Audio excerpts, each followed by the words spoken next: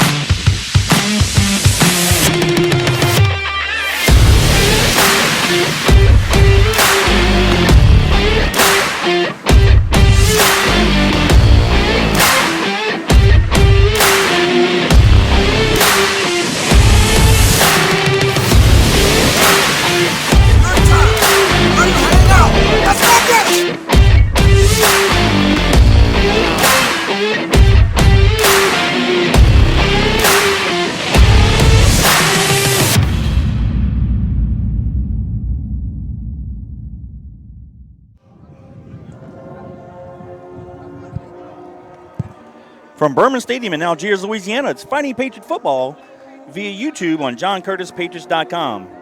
This year, John Curtis Christian School is celebrating 57 years of excellence and is continuing to build champions for life. Tonight's pregame is sponsored by Proud Yogi's Bears, Walter and Bill Sanchez, class of 1977, and younger brother Chris Sanchez, class of 1980. Proud Yogi's Bears, proud sponsors of Fighting Patriot Football. Good evening, everybody. Welcome to tonight's broadcast alongside fellow John Curtis Christian alums Robbie Utzer, Gordon Hebert, Danny Wimpron, and Kevin Fayard. Tonight, John Curtis Christian Patriots take on the Landry Walker Charging Buccaneers. The Patriots are ranked number 1 in Class 5A and have a record of 2 wins and 0 losses. The Landry Walker enters tonight's contest with a record of 1-1. Last week, the Patriots beat Westlake, Georgia, 55-27, while the Charging Bucks lost to St. Aug, 44-6. Danny, the Patriots offense is carrying the load so far this year as we figured they would be until the defense could get their feet under them. We could not calculate them having a couple key injuries with Big E and Matt Jane to start the year. But I'll tell you what, in the first 2 games of the season, the offense has scored a total of 97 points for an average of 48.5 per game. Last week, the Patriots set a battle-of-the-border rushing record with 447 yards and was led by Corey Wren, who had 7 rushes for 156 yards and 2 touchdowns. He also added one reception for 53 yards and a touchdown on that screen. However, the defense is getting better. They should have Matt Jane back tonight and hopefully Big E next week. But we still have a lot of improvement in the kickoff coverage. The Patriots gave up 206 yards last week. Hopefully we can fine-tune a few things tonight as we open up Catholic League in St. Aug next week. No doubt about it, buddy. It's a good opportunity to be back here again against Landry Walker. Anytime we can play a team like this with the athleticism that we have, I think it just adds to us being able to get better. So offensively, you're right. We've been very efficient running the football. I think we could actually even get better throwing the football. We've had some guys open and we've completed some good passes, but I think tonight we might be able to throw it around a little bit more and see some efficiency on that side.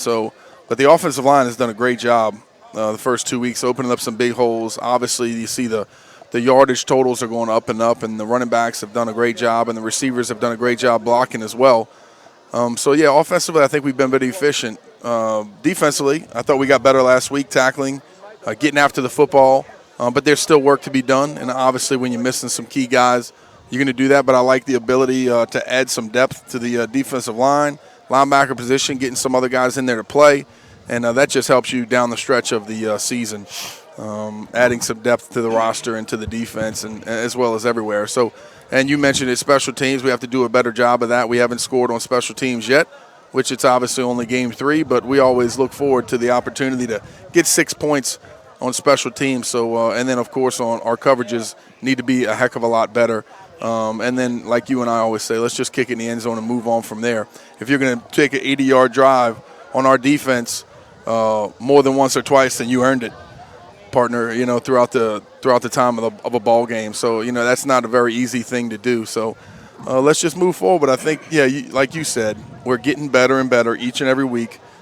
Week 3, we're going to look for an explosive offense, a very solid defense, and look to get better on special teams and get out of here with another win. Well, to help cover the defense, if you will, and then the special teams, their deficiencies. Our offense is probably the most balanced it's been in a few years, though we haven't really thrown the ball a whole lot in the previous 2 games. I think tonight we're going to look for an opportunity to maybe do so. But it all starts up front. Going left to right, we got Rudolph Bowles, Juan Gonzalez, Joe Delfres, John Drake, and Robert Pizzolato, and, of course, Connor Ogeron at the tight end position. Danny, week 1 against Carr, we were here at Berman Stadium. The Patriots rolled up 371 yards rushing. Last week, again, it was a record at the Battle of the Border, 444 yards rushing. That's a total of 815 for an average of 407.5 yards a game.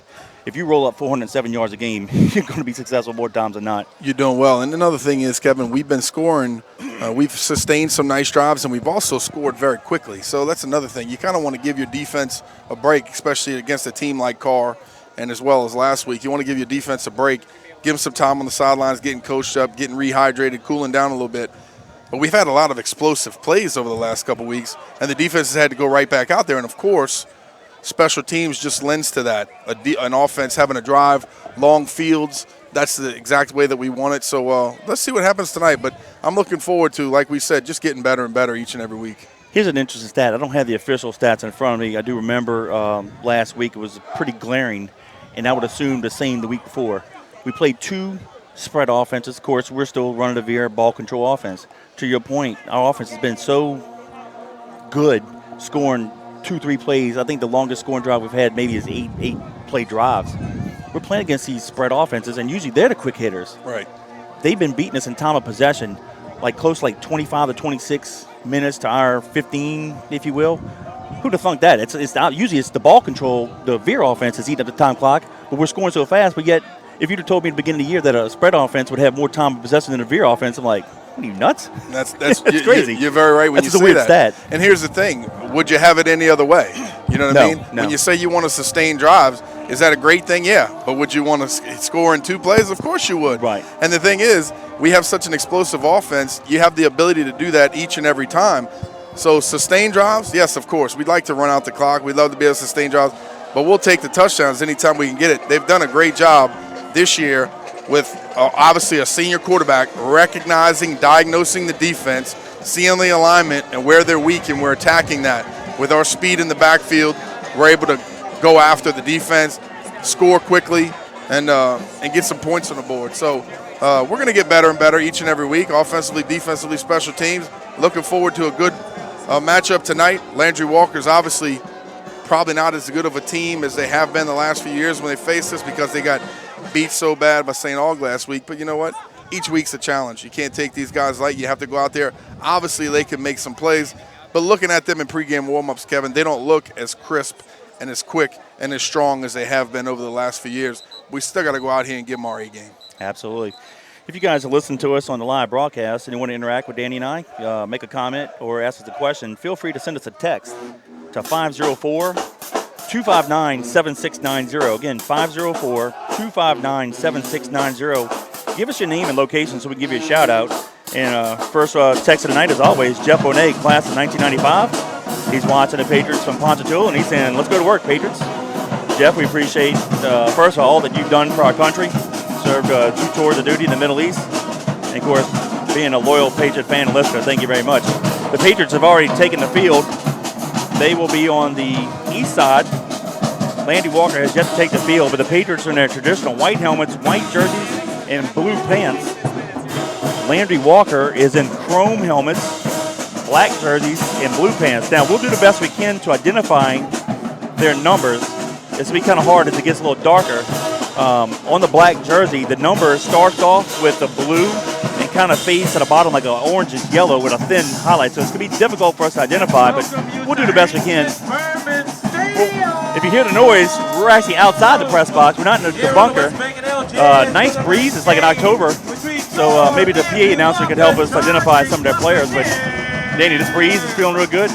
It feels like good football playoff weather right now. Oh, no doubt about it. This is October weather so far, Kevin.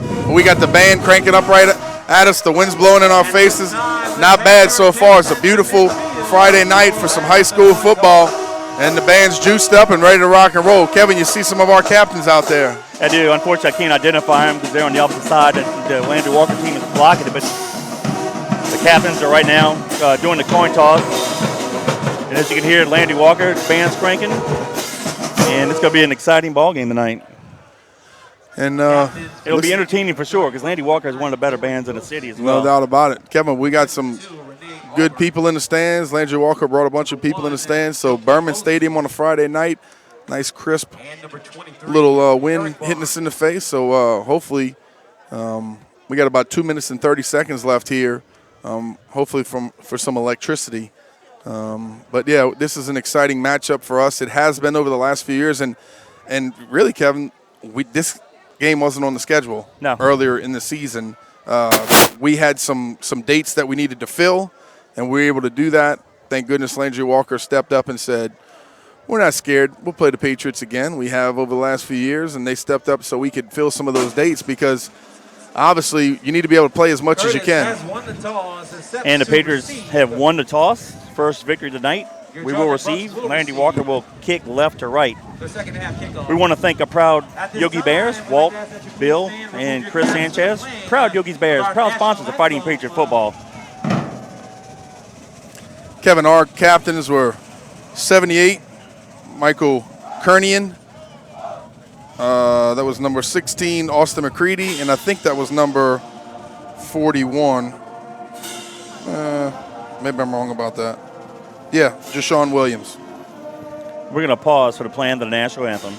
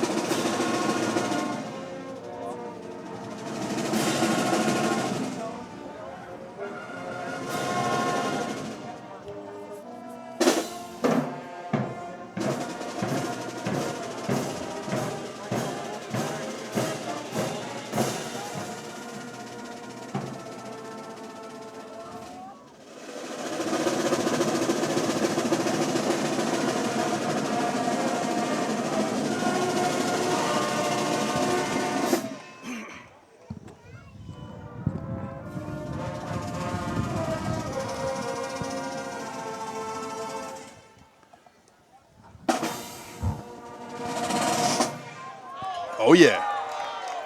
Welcome back to Fighting Patriot Football via YouTube on JohnCurtisPatriots.com alongside Danny Wimpron and Kevin Fayard. Happy to have you guys listen to us. And, again, if you want to interact with us throughout the broadcast, 504-259-7690. Just send us a text, give us your name and location. If you want to give another shout out to Eric Davis, class of 97. He's listening to us. He's working a night shift tonight. There you go. I want to give a shout out to my good buddy Kyle Goday. He's actually an alumni of Old Shaw Eagle, but he coaches with me at Little Farms. His son Phillip's on my team. Nice. And he said he's listening to us here at work. So, Kyle, appreciate you listening. Just because you got green and white running through your blood doesn't mean your son won't have that red, white, and blue. You know what I'm talking about? That's right. I'm steadily recruiting. Hey. Well, why not? All right, we'll do the best we can to identify their players. Number 52 is kicking, but he's not on the roster. Deep for the Patriots, Shane Goins, the far side halfback. The middle halfback, Corey Wren. And the near side halfback is going to be Spann. Caleb Spann. Goins, Wren, Spann. Deep to receive the kickoff. The Charging Buccaneers will be kicking off left to right. The referee blows in the whistle and he says, let's get it on. Short kick. Goins from the 22-yard line, far sideline. And he's going to wrestle his way up to the 29-yard line. So the Patriots will have it 1st and 10 from the 29-yard line. Pretty good kick by them, Kevin. It's kind of in between a deep kick and a sky kick. Just kind of kicked it out there. Our guys weren't really sure who was going to get it. Good job of Shane finally coming up and fielding the kickoff. And just getting what he could get. Landry Walker was right there in the good kickoff coverage. And well, I tell you what, Landry Walker's band is pumping. Here we go. First down and 10, John Curtis. They come up to the line, the quarterback, number 14. 1st and 10, Patriots, Guggenheim, the quarterback. Wren, the near side halfback, Goins. Everybody's in the box.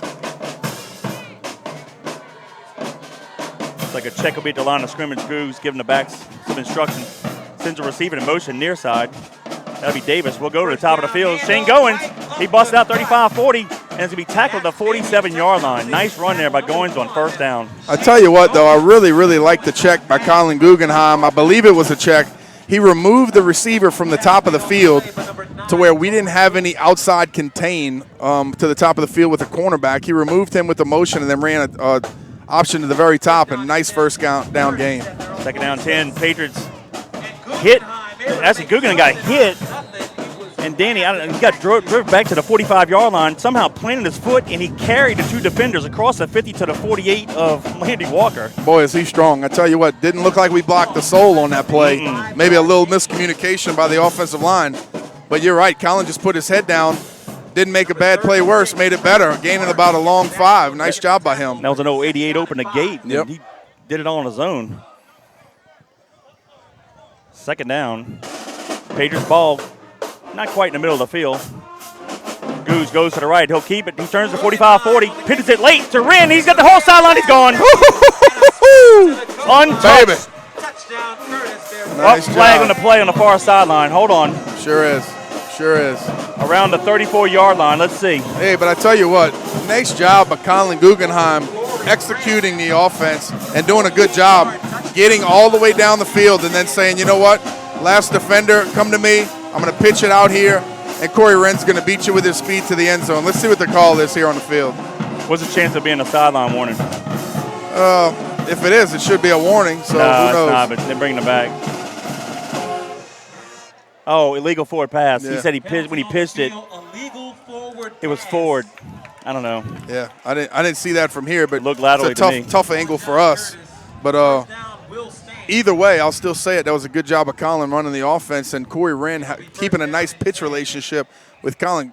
Corey's so fast, Kevin. He almost needs to choke his motor by running up on the quarterback like that. So it could have been a forward pass. Yeah, tough to see from here, but a good job by them. Nice play. Nonetheless, 1st and 10, Patriots from the charging Buck 39-yard line. Ball on that right hash mark, top of the field. Send receiver near side in motion. Guggenheim dips it in, has a guy wide open. Ogeron down the sideline. It's going to be a touchdown. Thank you, Colin. Wide open throwback to the big tight end. And with 10:32 to go in the quarter, it's Patriots 6, the Charger Buccaneers 0. Kevin, I'll say it like this. Good job of getting better from last week. We had that play last week twice. We didn't complete it. I told you, complete the pass. If the guy falls down, we still get a 20, 25-yard gain. Beautiful, nice touch pass right over the top to the tight end for the touchdown. Nice job, good execution by the offensive line, the quarterback, the running back setting it up, and then Ogeron sneaking out the backside of the top of the field for the score. Touchdown, Patriots. Nice work. Patriots will line up for the PAT as they do the swinging gate. Guggenheim to hold, McCready to kick it.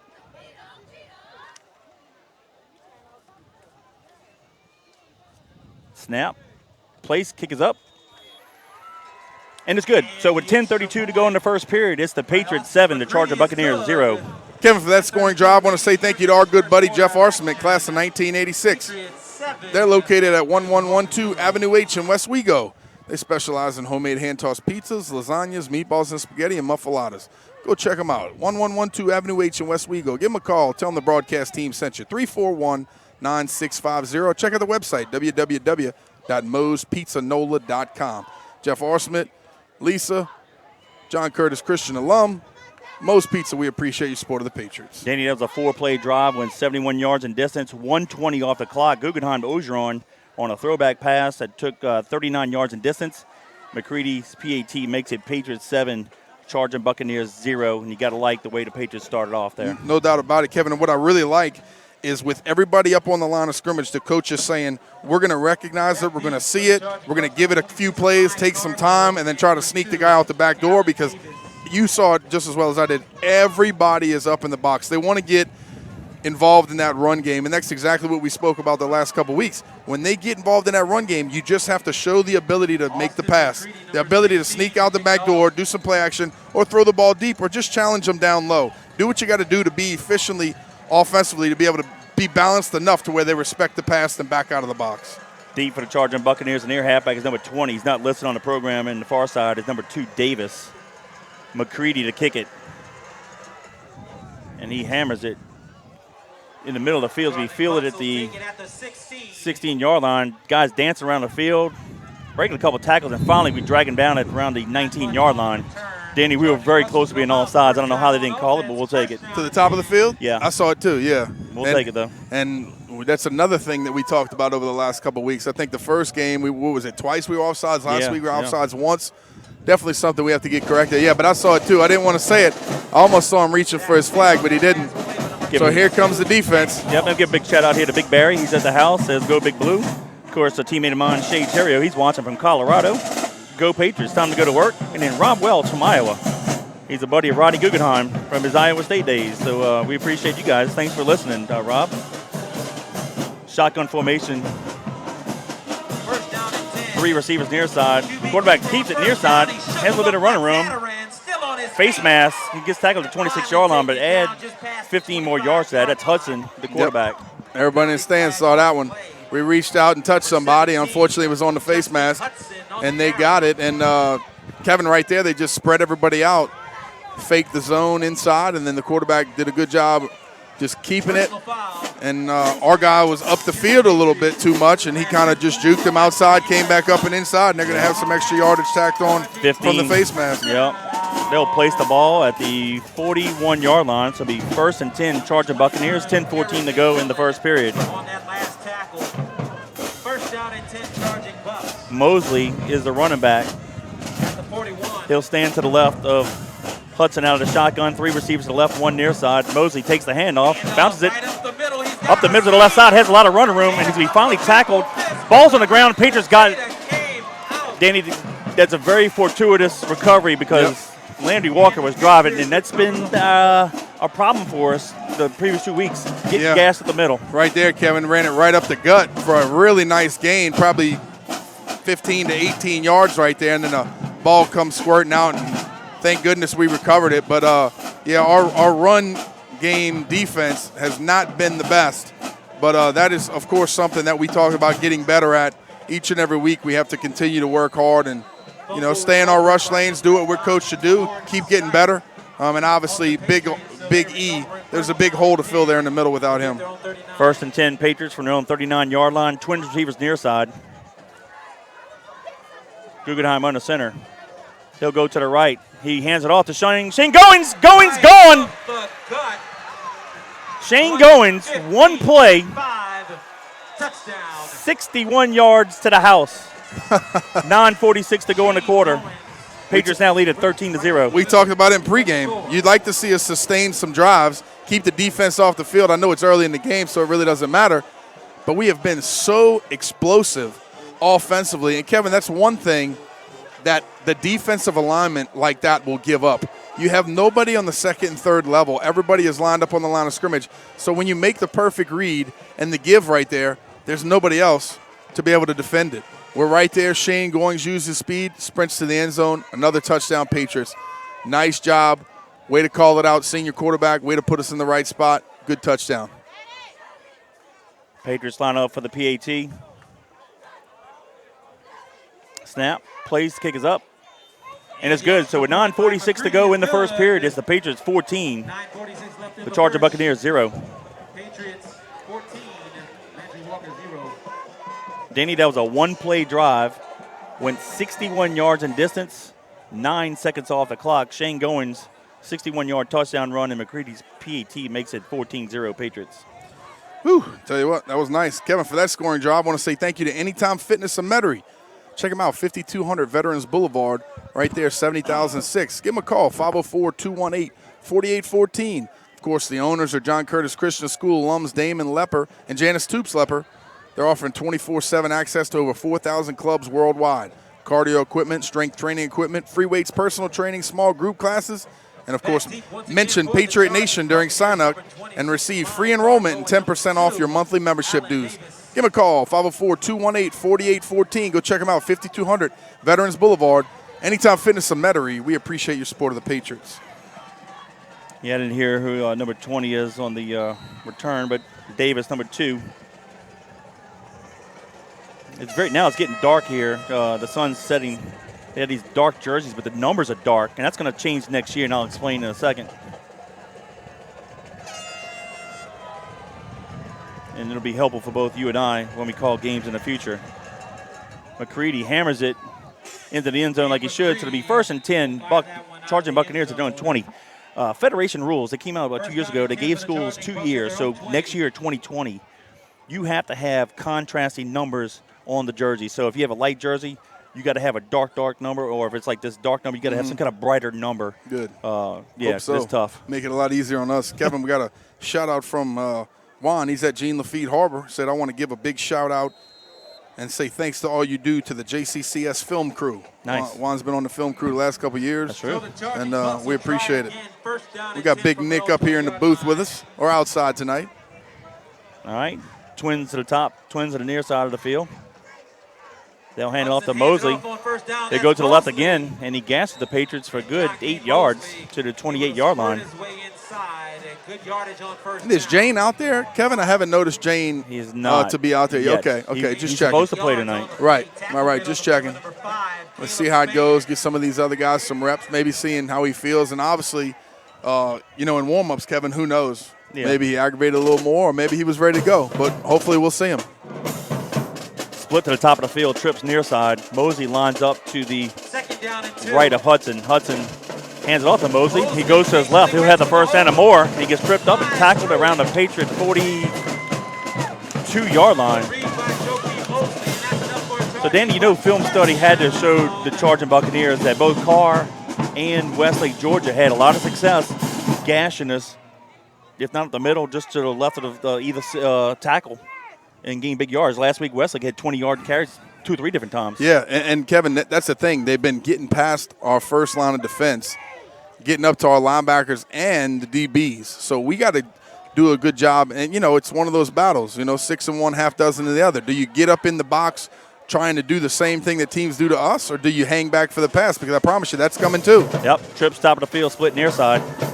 Hudson takes a pass on center, fakes the run, steps up in the pocket, is in trouble, and he's going to go down. That's how we do it. Number 54, White, got him. Good Back job. at the 30-yard line. White's a 5'10", 215-pound junior linebacker, and he just got after him. Another thing, too, Kevin, is the defense has to do exactly that. When they're going to run it right at us, but when you're a defensive lineman and all of a sudden they drop back to pass, you got to lick your chops, pin your ears back, and go get them. And we did that right there. Good job of our guys staying in the rush lane, surrounding him where he can't get out. We've seen a lot of Landry Walker teams. You think you got him pinned up, and that quarterback squirts out of there and makes big plays. 3 receivers to the left, 2 to the right. Hudson steps out of the pocket, breaks the tackle, fires it over the middle, and incomplete. The nearest receiver had been a Patriot linebacker, number 41. Jashawn Williams. Yep. Good job right there.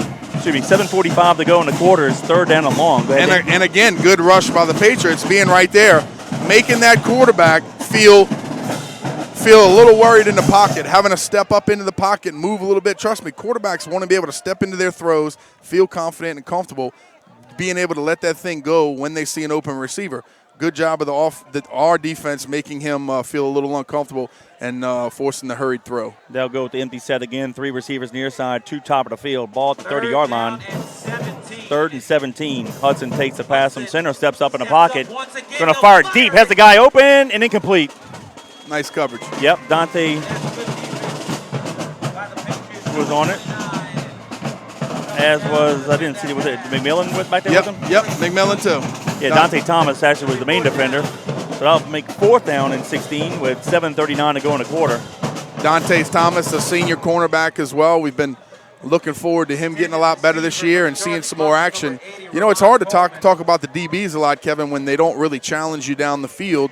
We've seen it a little bit the past couple weeks, kind of throwing the ball in the flat and then obviously throwing in the seam like teams have done to us. But good job by the senior cornerback being right there with the safety McMillan. Number 23 to punt. He's out in the program. Span and Wren to receive it. Nice good kick. Punt. Span from the 30 near side.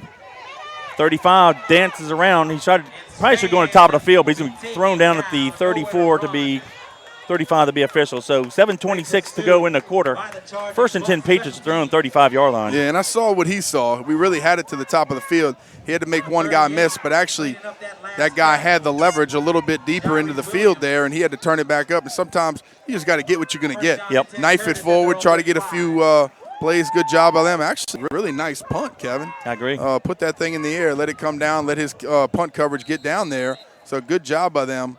But having said that, we still have good field position here on the 35. Yep, ball in the near hash mark. Davis, the far side receiver. Taylor, the near side. Guggenheim looks like he's checking off. He had a check up meet the line of scrimmage.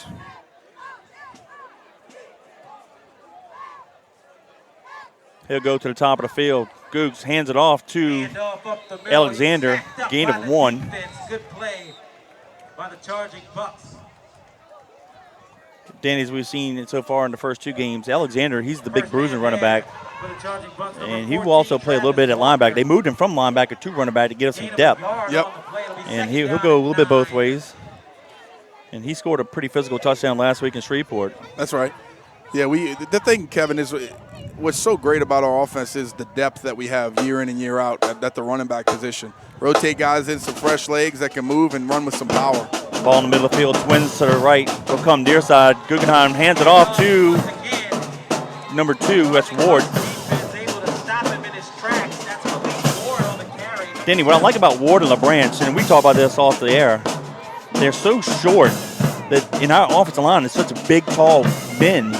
They do a great job hiding behind the seat of the lineman, if you will. And a lot of times they see the little a gap, they'll shoot through, and the linebackers don't recognize it until after in the second level. Yeah, you almost didn't see it. Don't see it until they get to the second level. Yeah, I agree. Yep. Third down 3, 2 tight ends split to the right. Ball in the near hash mark. Guggenheim quarterback sneak, and he's going to have the first down and more. He's fighting hard, and he's going to be stopped at the 49-yard line.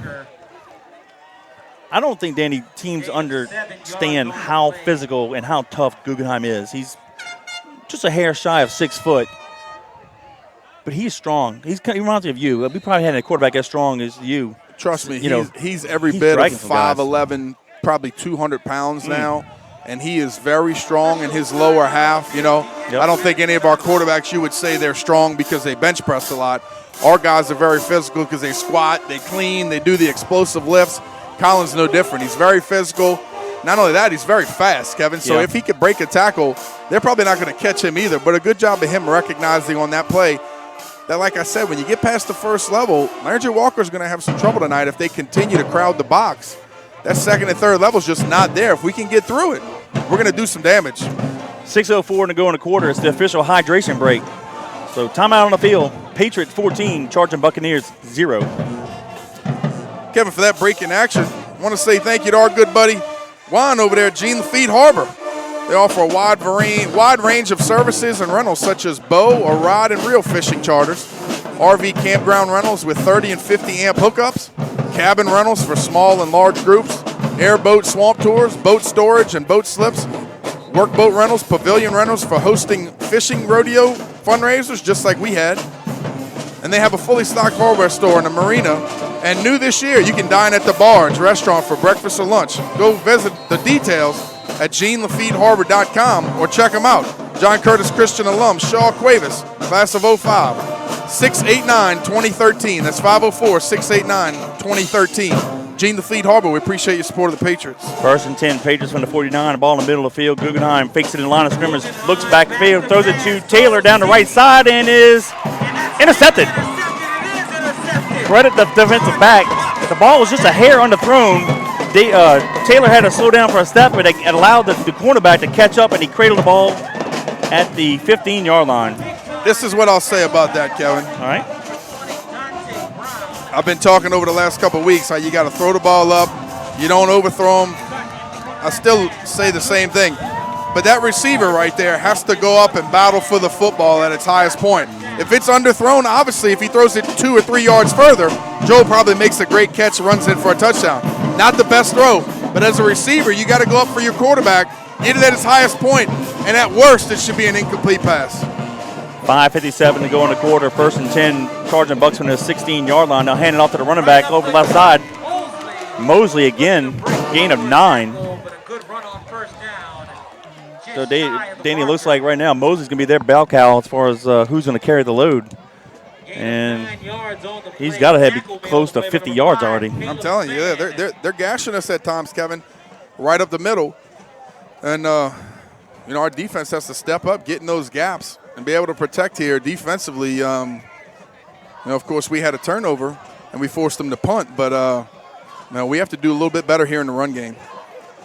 2nd down and 1. Trips near side, split top of the field. Mosley takes the ball up the middle, and he's going to maybe be a half-yard shot of first down. Good job by the Patriot front closing that gap quickly.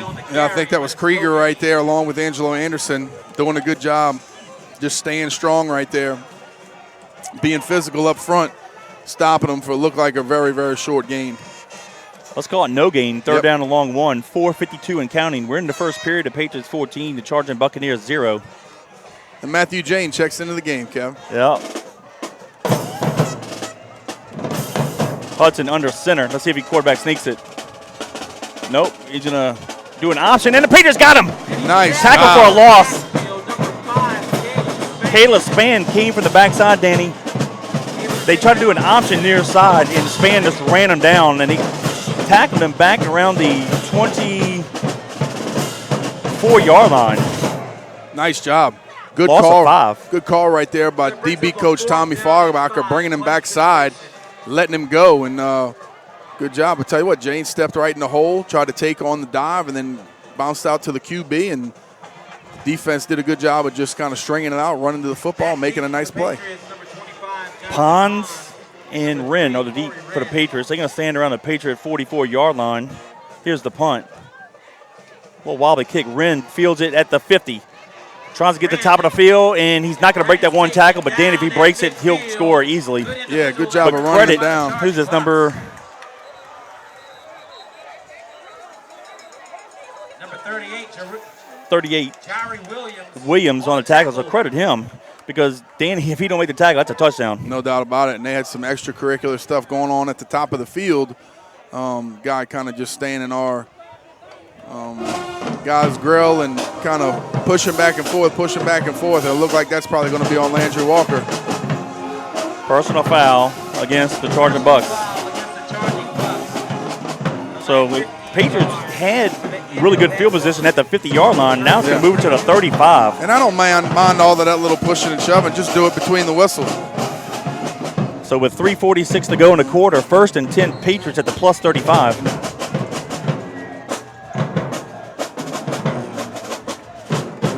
Wren, the near side halfback, going the right side. Patriots going right to left. The ball in the middle of the field. Guggenheim under center. He'll come near side, hands it off to Wren. Wren busts it outside, and they flag. I think the right side tackle move. The box is starting to kind of soften up a little bit though now, Kevin. The linebackers are stepping back. The safety is off the line of scrimmage, kind of making a little bit more of a clear box defensively. So let's see what kind of plays we have here. But Kevin, that right there could have been a touchdown by Corey Wren. Yep, moves it back to the 40-yard line. False start by one of the big uglies up front. Brian and John Bennett checking in. Says, go Patriots from Frisco, Texas. Appreciate you guys. 3:40 and counting. 1st and 15 Patriots from the plus 40. Gooks, power play to Wren. He goes to the right, and he gets almost half of that penalty yards back to the 37. Corey did a good job of just seeing what he had. We didn't really have the right. It looked like he was kind of one-on-one with an outside defender, and he just cut back inside and got what he could get. Nice job of Landry Walker staying after it.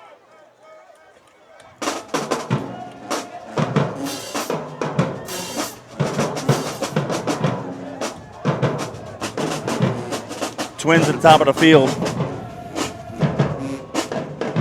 Guggenheim under center. Option near side. Cuts it. He tried to duck it real quick. He couldn't pitch it. They got on really quick, but if he could have pitched it, it would have been a touchdown. It was bad blocking up front, Kevin. He's trying to get to the guy that's the end man on the line of scrimmage, and somebody squirted through as a defensive lineman, and he didn't have time. So good job of him just securing the football and trying to knife it forward and get something out of it, but it's going to still bring up 3rd and long. 3rd and 13 to be exact. Ball's in the middle of the field.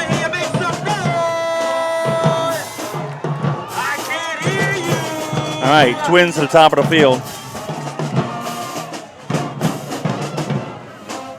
Guggenheim drops back to pass, rolls to his right. Going to fire it, going to be caught. There's a flag on the play. And Danny, we had a lineman way downfield. We sure did, didn't we?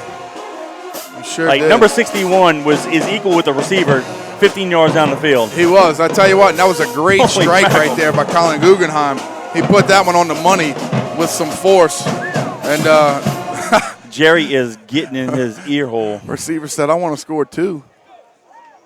He almost looked like a tight end down. No, he did. I mean, He did. that's how far he was down the field. Clouded the picture down there. That was an easy call for the official. When you got a number 60 run roaming down the field on a pass play that far. I mean, literally 15 yards down the field. So 12 men in the huddle. Kevin, I think it was offsetting penalties though.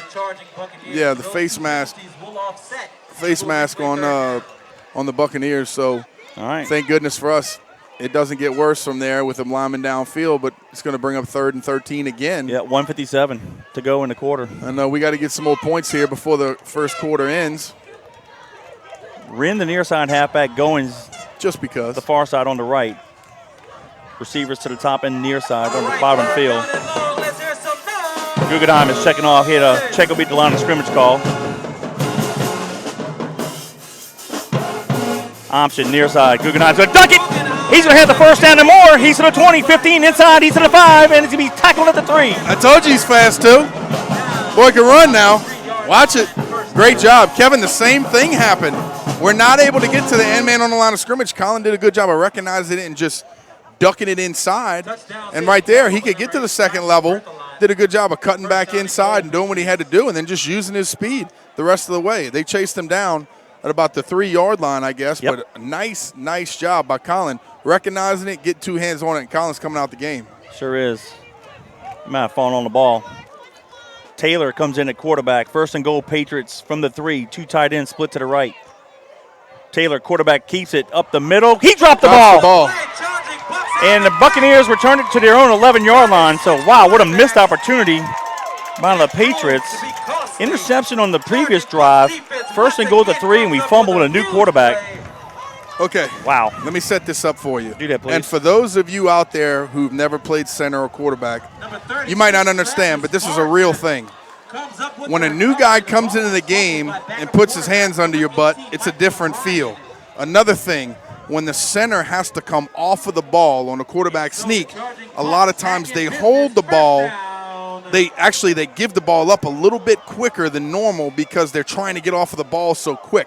So 2 things right there: new quarterback, and of course with the quarterback sneak, it cost us. Yep. 1st and 10 with 1:06. They give it to Mosley. He goes to the left, breaks a couple tackles, comes near side, runs the middle, and he's going to be tackled at the 27-yard line. But you know as Nice well run. as I do, Kevin, offensively, you don't do anything without the ball. Yep. That's the biggest key. Biggest key. Center quarterback exchange, can't do anything without that.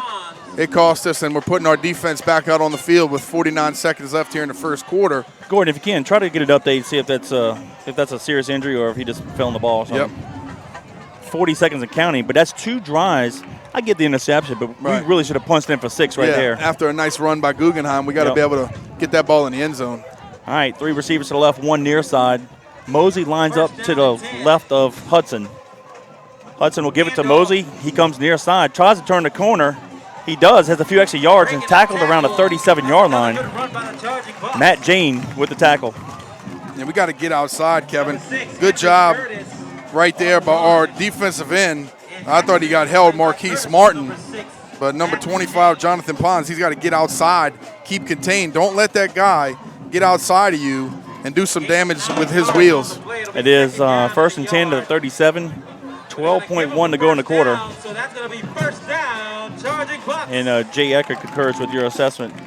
Evan played center, he would understand. Yep. That's 3 a true- receivers it's to a the left, true 1 thing. near side. Yep. Ball in the near half, smart. Hudson takes the pass on center. Steps up in the pocket, and he's going to go down. Oh, ball's out! Ball's on the ground, and I think they may have gotten it. Yeah, I think they did. Martin tackled him, But and the ball came out. and what Jay's talking about as a QB, and obviously Colin has a different feel, but you almost need to ride the center forward, and you need to go with him. It's on a quarterback sneak. You don't just sit there, get the ball, and then go. You almost go with the center ride him as he's going forward because he's trying to get off that ball so quickly. And then, of course, it being a new quarterback, not used to his hand position or him being smaller or maybe his cadence isn't as high. A lot of things that can lead to that. Bottom line is you got to get the job done, got to get the ball. All right, so at the 1 quarter to play, it's the John Curtis Christian Patriots 14, the Landry Walker Charging Buccaneers 0. Woo, still some good action though, my brother. Yep. Nice, exciting football game so far. And you know what? For that first quarter of action, let's give your boy Kel Kopecky a nice shout out. Kel Kopecky, he's the broker owner at Exit Realty NOLA Premier. They're a full-service brokerage firm, residential, commercial, and leasing. They have cutting-edge tech to help buyers and sellers. They offer retirement and beneficiary benefits to all their agents. Go check them out at 2200 Veterans Boulevard, Suite 206 in Kenner, 70,062. Call them at the office, 298-3948, or visit the website at www.exitrealtynola.com. Kel Kopecky, Exit Realty NOLA Premier. We appreciate your support of the Patriots. Scoring recap, the Patriots got the ball to open up the game, went on a 4-play drive, 71 yards in distance, 1:20 of the clock. Ogeron with a 39-yard touchdown reception, and McCready's PT made it 7-0. I'll come back in a second. Hudson fires the pass far side, and there's a stop and play. There's a flag false start on the Charger Buccaneers. The opening drive, the Patriots went on 4 plays, 71 yards, taking 1:20 of the clock. Guggenheim hit Ogeron down the right sideline. McCready's PT made it 7-0. And then with 9:46 to go in the quarter, Shane Goins had a 61-yard touchdown run, capped off a 61-yard drive, 9 seconds off the clock. McCready's PT makes it 14-0. But Danny, the Patriots on the next 2 drives had an interception at the 13 and a fumble at the 3. Missed opportunities there. First down and 15. Twins to the right, twins to the left. Hudson steps up in the pocket, breaks a tackle, fires it, and it's going to be incomplete. Pass incomplete. He's a left-handed quarterback. He was looking for his receiver. He had a little daylight to watch. You think he uses a left-handed football? Maybe so. You know, that spin comes off a little funky from them lefties. It does. Oh, it does. Be honest, though.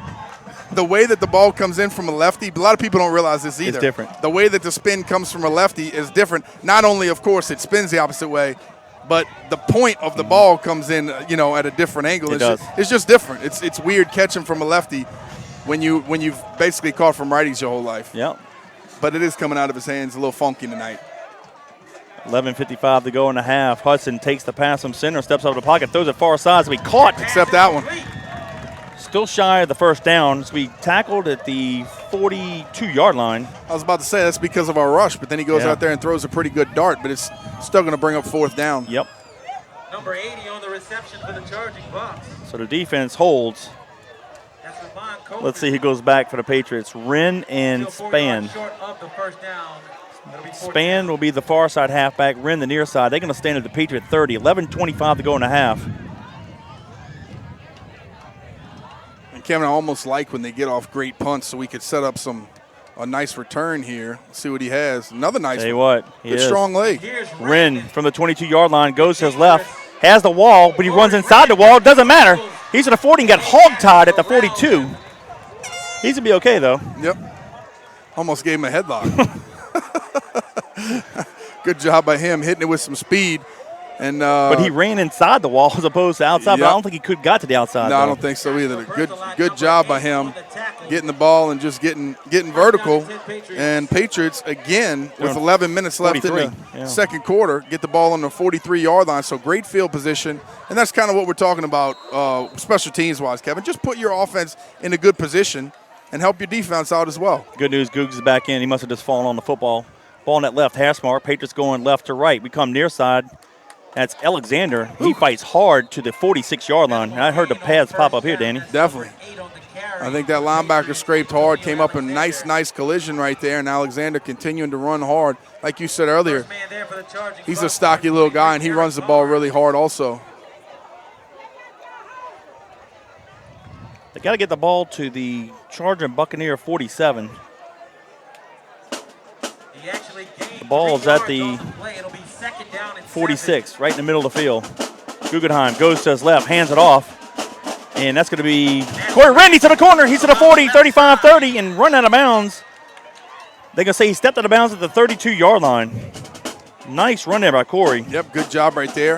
And Kevin, what I like about it is the offensive linemen are running down the field with him. They're keeping those blocks. They're trying to get downfield blocks. Not just satisfied with those interior blocks, but obviously running down the field, trying to get to the second level and chasing them down. I like that effort. No huddle. Patriots come near side to hand it off to. No, he pitches it to Wren, near side, to the 25. Oh, he balled the guy over at the 22. That's physics right there. Corey Wren, he's committed to Georgia, and he channeled his inner Herschel Walker as a freshman and Bill Bates and just flat out ran over that defensive back. No doubt about it. Well, the defensive back, Corey really didn't have anywhere to go except run right over him. They had him kind of boxed in there on the sidelines, and Corey said, you know what, I'm going to put this 4.3 speed to a test and go run this guy over, and he did just that, fought for some extra yardage for the first down. Good job. And initially I thought he gave the ball off as well. Kevin, he pulled it, and he had to pitch it quick. Good job of Corey getting up the field. Ronald Poole checks in for the first time in almost a year. We'll talk about that in a second. Goose goes to his left, hands it off to LeBranch. LeBranch fights his way to the 16-yard line, gain of about 5. I think LeBranch is that little guy they call Pat. They're really high on him. Just a young kid. Yes. Small, like you said. You like him back there hitting in the backfield. But he's very athletic. I like seeing him in the backfield early in his career as a young man and being able to watch him grow over the next few years. 2nd and 5 at 9:52 and a half. Patriots line up quick. We're going to throw a fade, but there's a. The official catches it. Look at that. Yeah. Quick whistle. Timeout, Landry Walker looks like. Yep. I think they had 12 on the field, Kevin. Their guy couldn't get off in time, and they had to call a timeout. Yep. Timeout charge to the Charging Buccaneers. 9:49 to go in the half. It's the Patriots 14, the Charging Buccaneers 0. All right, so we were at the Warren Eastern game, week 4 or 5. I can't remember what it was. And Ronald Poole on kickoff coverage shredded his knee. He had an ACL and MCL. Tonight's his first action in almost a year, so kudos to him for fighting hard to get back. I think it was even worse than that, Kevin. I think it was the ACL, MCL, PCL, the meniscus. I think it was. They basically said they've never seen one that bad. That's what the trainers told me. They've never seen a knee get shredded that bad. And goes to his credit. A lot of guys have not come back from just an ACL surgery or something a little bit more, but he's fought hard. He's worked out. And you know what I give it credit to? A lot of it is the weight room. Getting back in there, working hard, getting your range of motion back in, doing squats, doing what you need to do. It's good to see him back out there. He is a bruising back.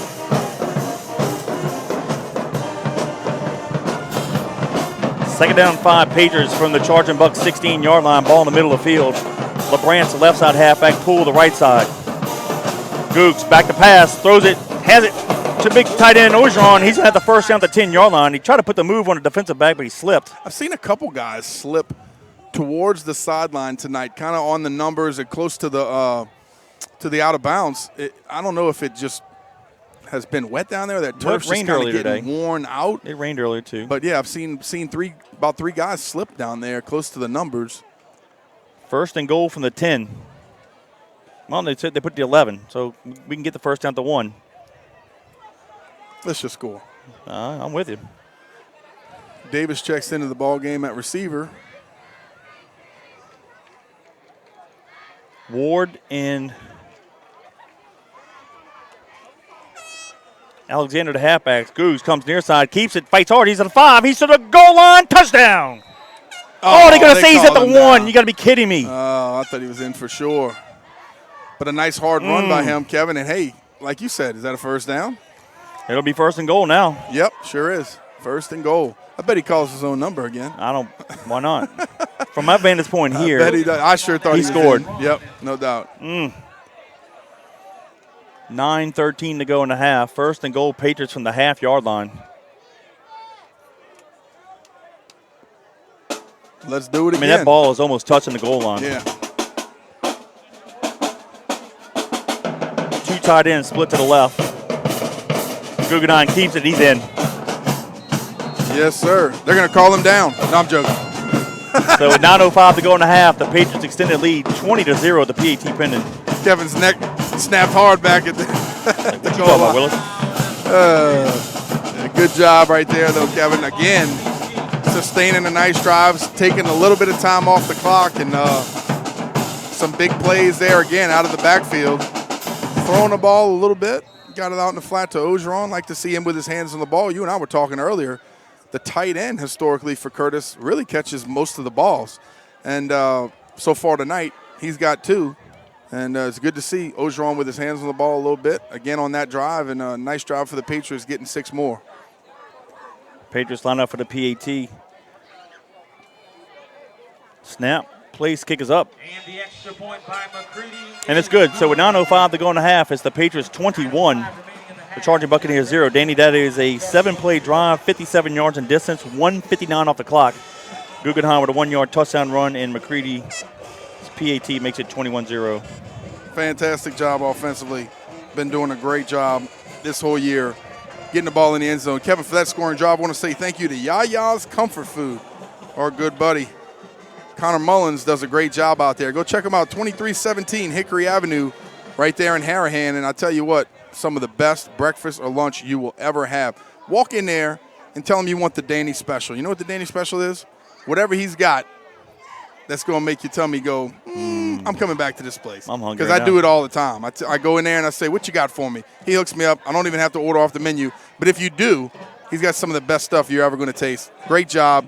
Connor Mullins, Mr. Bryan out there. Go check him out, 2317 Hickory Avenue in Harahan. Give him a call, 575-3434. Yaya's Comfort Food. Check out the website, yayascomfortfood.com. But seriously, go check them out. If you haven't yet, you'll be addicted after you go. Yaya's Comfort Food. We appreciate your support of the Patriots. Unfortunately, I can't identify the numbers, not because they're dark. You just can't read them. They're kind of crumpled up. It looks like 3 and 8, Tough. but they got 2 guys back. McCready kicking off left to right. He can do me a favor by kicking the end zone. I won't worry about identifying him.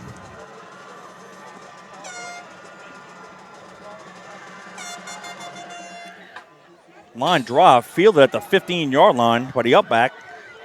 25, 30, and down at the 31-yard line. So with 8:59 to go in the half, the Charging Bucks will have it 1st and 10 there. Question for you.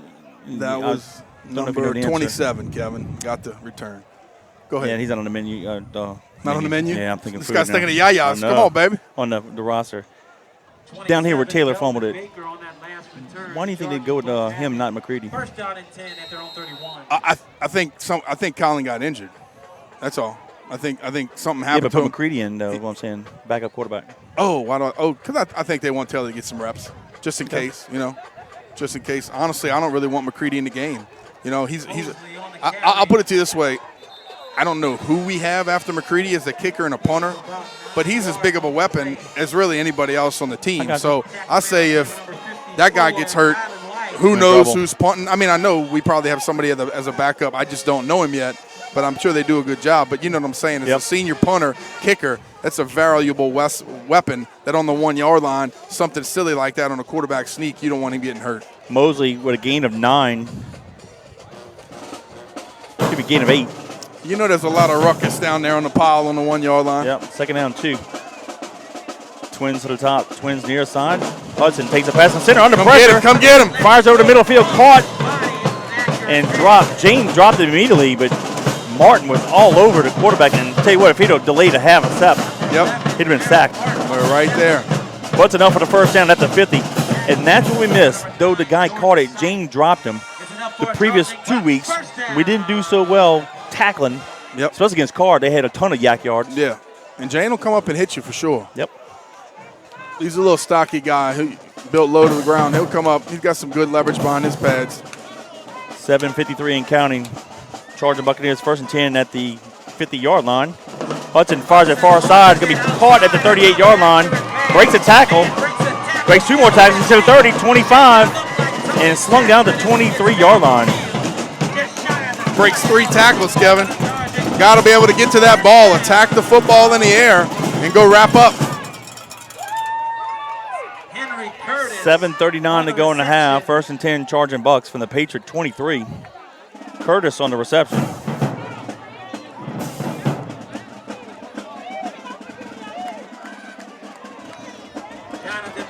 They'll stay with the same formation. Twins near side, and Twins to the top of the field as well. Mosley will line up to the right of Hudson out of the shotgun. Hudson steps up in the pocket, throws it towards the end zone, wide open. Oh, he overthrew Mosley, and thank goodness he did. Danny, we weren't around.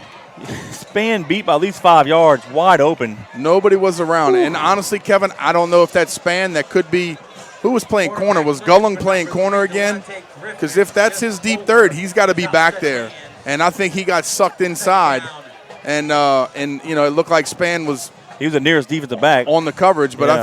I think Gulling out here just didn't have his third. And, yeah, we definitely got to shore that up. Goodness. 2nd and 10 with 7:11 to go in the half. Ball at the Patriot 23. Same formation. Hudson up. The receiver flinched. Back him up 5. Well, we knew with a couple of defensive backs that are new this year, they would take the defense a little bit to get settled. Unfortunately, it compounds the problem. We don't have the Big E up front. Hopefully next week he can come back. We're just getting Jane back, but he's not 100%. Right. 5-yard penalty. And that's what's going to put, you know, a little pressure on our offense to where their margin of error is to be slim to none. And so far they've been able to answer the bell in almost 2.5 games here. 2nd down and 15. Hudson back to pass. He's in trouble. Rolls near side, throws it, and it's going to be incomplete. Great coverage there by number 41 on the Patriots. Williams. Got a flag here. Late. Not sure what that flag is on the 24-yard line. Well, you say interference is right where the defense happened. Pass was intended for number 1, Joakim Mosley. Well, I'll say this, Kevin. Defensively, it still seems as though, in a way, we're trying to figure ourselves out. You know, where do we fit? Who's supposed to be playing what? Where do they go? Well, linebacker's the key. Yeah. Coach told me that. Well, and corner and strong safety, and of course not having a couple guys. Big E's not in the middle, and then James here and there today. And Davis, a receiver, could play defensive back. Exactly. Possibly. He's out there now. So I think when we do figure it out, we will be dangerous defensively. I just hope we figure it out in the next couple weeks. Pass interference on Williams? I don't think so. Man, I thought it was good coverage. That's a little ticky-tacky right there. Quarterback throwing it back into the middle of the field. Both guys are attacking the football. I don't like that call, but of course I'm wearing a white jersey tonight.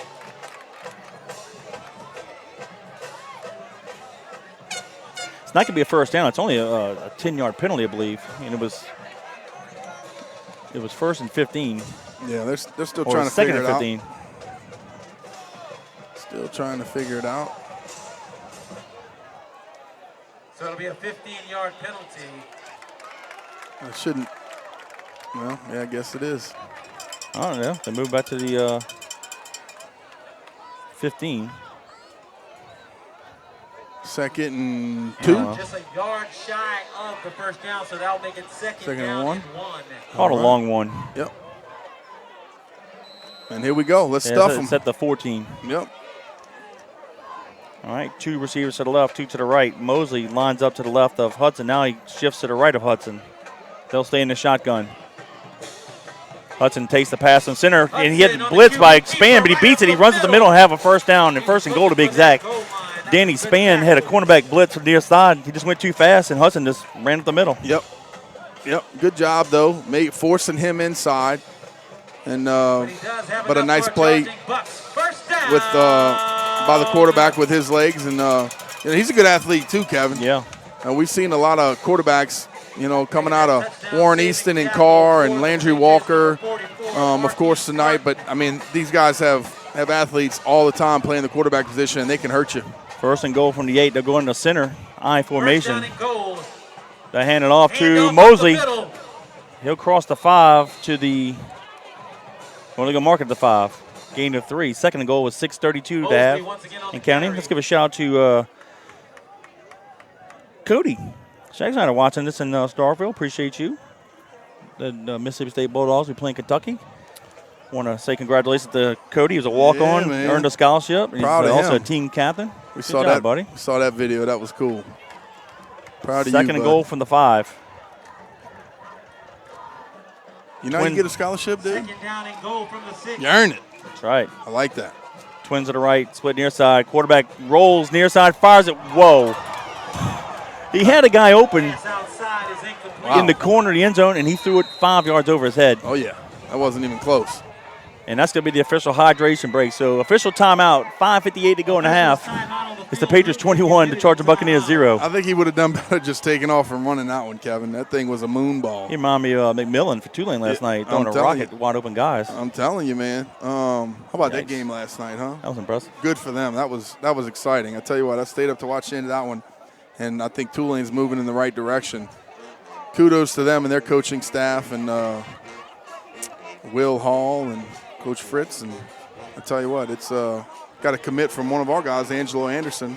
Yep. Still got to figure out if Big E committed to Tulane. I don't know. Yeah, I haven't heard anything official, but that little banner on Twitter makes it look like. Yeah. But I tell you what, it's nice to see Tulane back in the win column and playing really well. And because, we like to stay home and watch our guys play on the next level, be able to drive 20 minutes to Yeoman Stadium and see some college action, and especially when those guys are playing well. I saw yesterday on Twitter that Marquise Albert is looking to transfer from I saw that. Yeah, I saw that.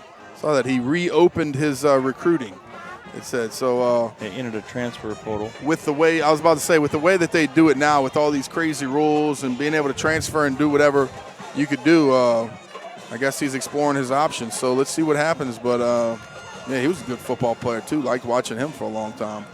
I know why he wants to come on. The food's bland up there. No doubt about it. What you eat in Iowa? Potatoes. Steak and potatoes, that's it? Potatoes.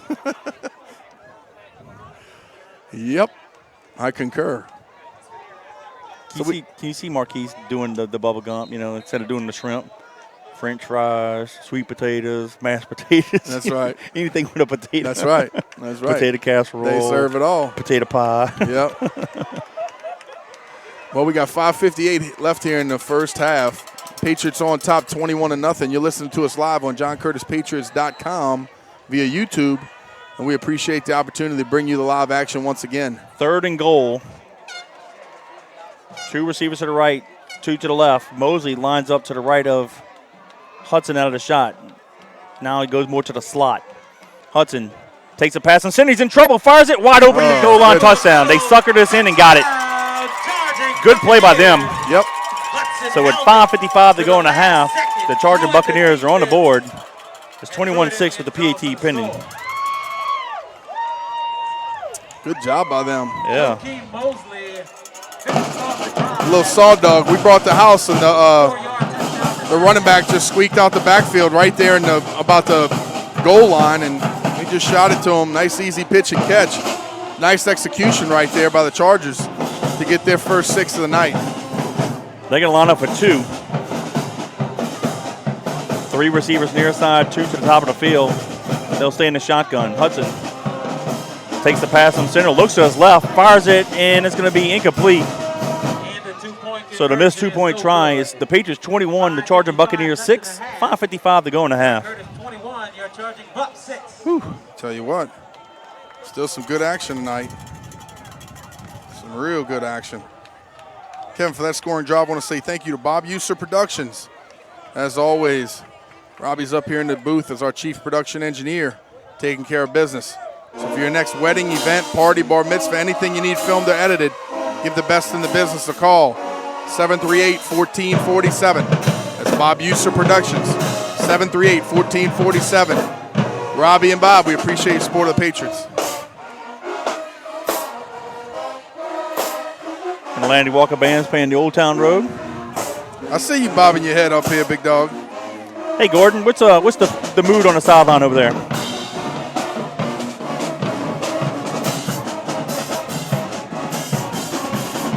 I guess Gordon can't hear us. All right, this band's too loud, baby. All right, Goins the near side halfback, Wren the far side, and Span to Wren's in the middle, Span the far side. Charging Bucks kicking it right to left. Left-footed booter.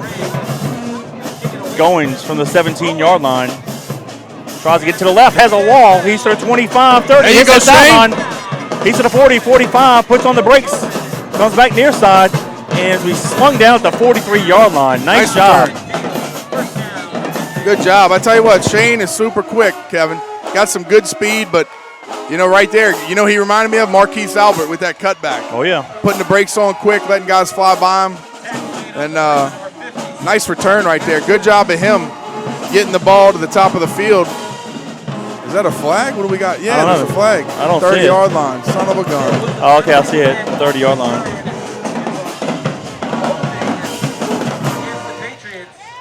Wow, holding call on the Patriots. So that'll move back to the 20. Wow, so instead of having it at the 43, we go back to the 20.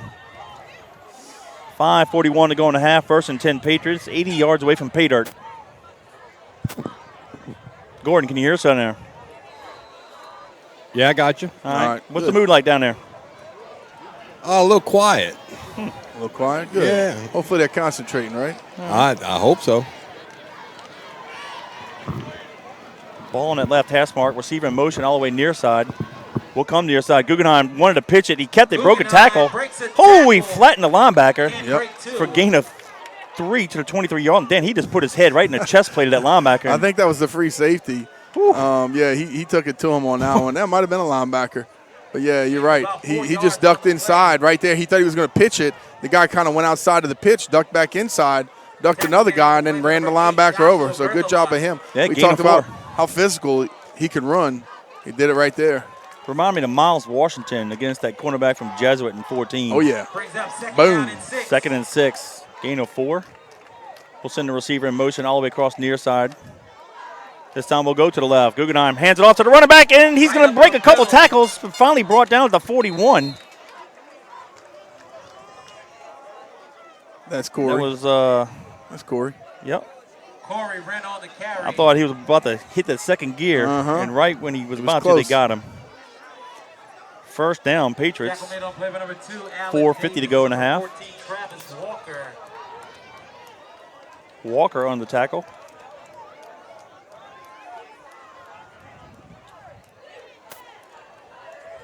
Goings the near side halfback. Wren will be the left side. They'll send the receiver in motion all the way across near side again. Guggenheim back to pass, fires it to the receiver, caught in the flat. That's going to be Taylor. He breaks a tackle at the 50 and pushed out of bounds at the charging Buccaneer 48-yard line. First and 10 Patriots. A little head cracking going on down here. Nice job. But, Kevin, if you noticed on the last play, we put the receiver in motion all the way from the top to the bottom, and they did not shift the cornerback over. So, obviously, to combat that, we ran the receiver over. We had the leverage right there, easy in the flat. Nice pitch and catch, and good run right there by Joel Taylor, finishing him off. 4:22 to go in the half, ball near hash mark. Guggenheim back to pass, fires it. Wide open is Wren, but overthrew him by a couple inches. Put two hands on it. Yep. Well, Colin, flip those hips. Put a nice, easy one on him.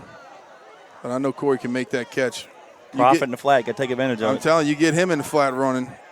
That's dangerous. We're going to rotate some guys in and out. For those of you who don't know, Coach JT is constantly talking to the skill position guys on the sideline, giving them the play.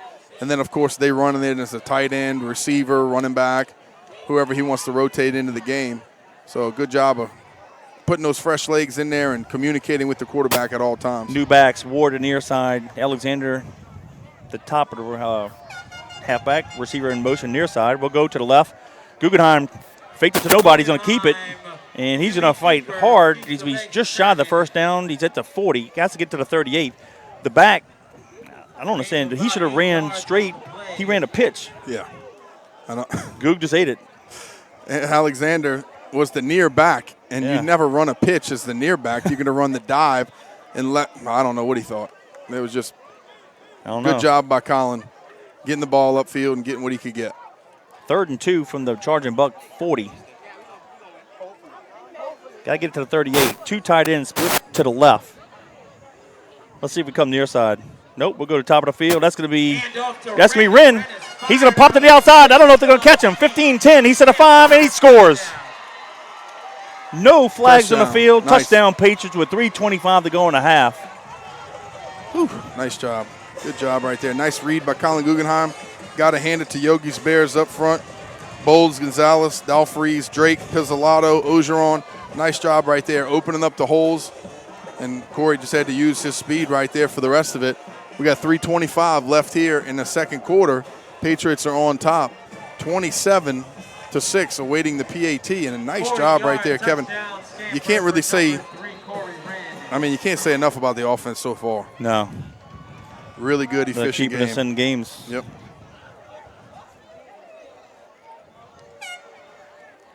Looks like Taylor's coming in as the holder. McCready to kick it.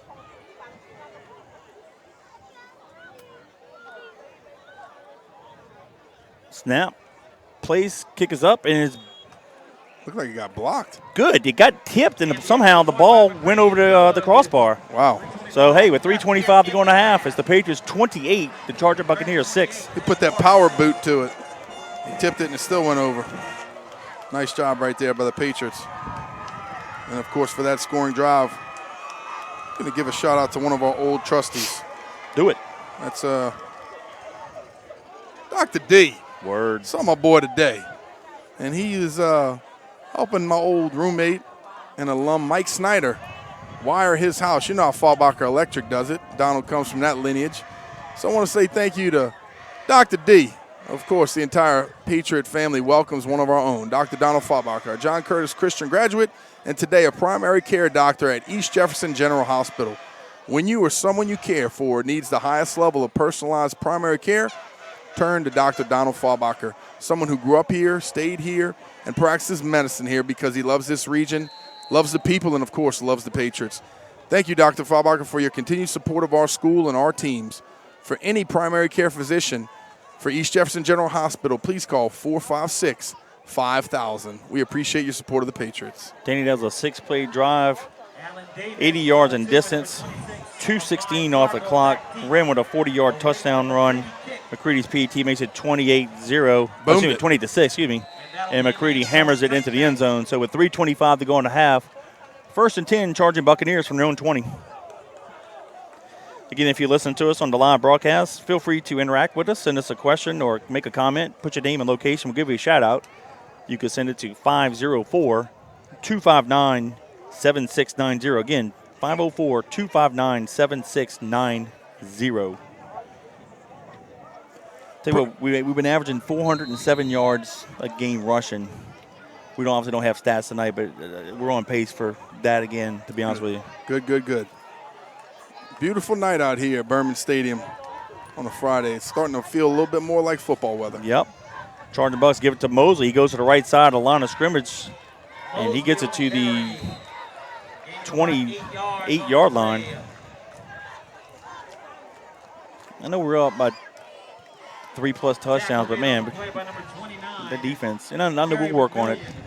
We've just been getting gassed. Like I said, I think 2.5 games. Right? I think we're just trying to still figure it out. I know. Where we need to be, who's going to be the start. Because, honestly, with Big E and Jane out, I think we're still fighting for positions as well. Yeah. So these guys got to continue to compete, and it's always on film. Guys, remember that. Well, you know St. Aug's going to be a challenge next week. So, yeah. But we'll deal with that then. 3 receivers near side, 1 to the top of the field. They hand it off to Mosley. Nope. Quarterback, excuse me. Hudson keeps it, who had the first down and more. And we stole it. The linebacker just raked it out and stole it. That's Williams. It should be our ball. It is. Yep, it sure is. He held him up, and he just raked the ball out of his hands. I almost thought that his forward progress was stopped, Kevin, and we got in there late and stripped it out before they blew the whistle. And nice job right there by the Patriots getting the ball back for their offense. And with 2:35 left here in the second quarter, might have another opportunity to score. Yep, 1st and 10, Patriots at the plus 39-yard line. Let's see what we do here. You know as well as I do, Kevin, when you get in traffic like that as a quarterback or running back, any skill position, put 2 hands on the ball. Don't leave it out there like a loaf of bread. Put 2 hands on the ball, secure it. You never know if those guys are going to blow the whistle, if somebody's going to let you go, what you're going to be able to do. It looks like we got an offensive lineman rotating here in the game or didn't pay attention. Offense, big boy, let's go. Caleb Spann was running on the field. They called him off, and they put a big lineman. I don't think Caleb can play offensive line. We call a timeout. Yeah. We almost had to delay a game. Anyway, timeout on the field. Timeout charge to the Patriots, to be exact. It's the Patriots 28, the Charger Buccaneers 6. Listen to a little bit of the Charger band right here.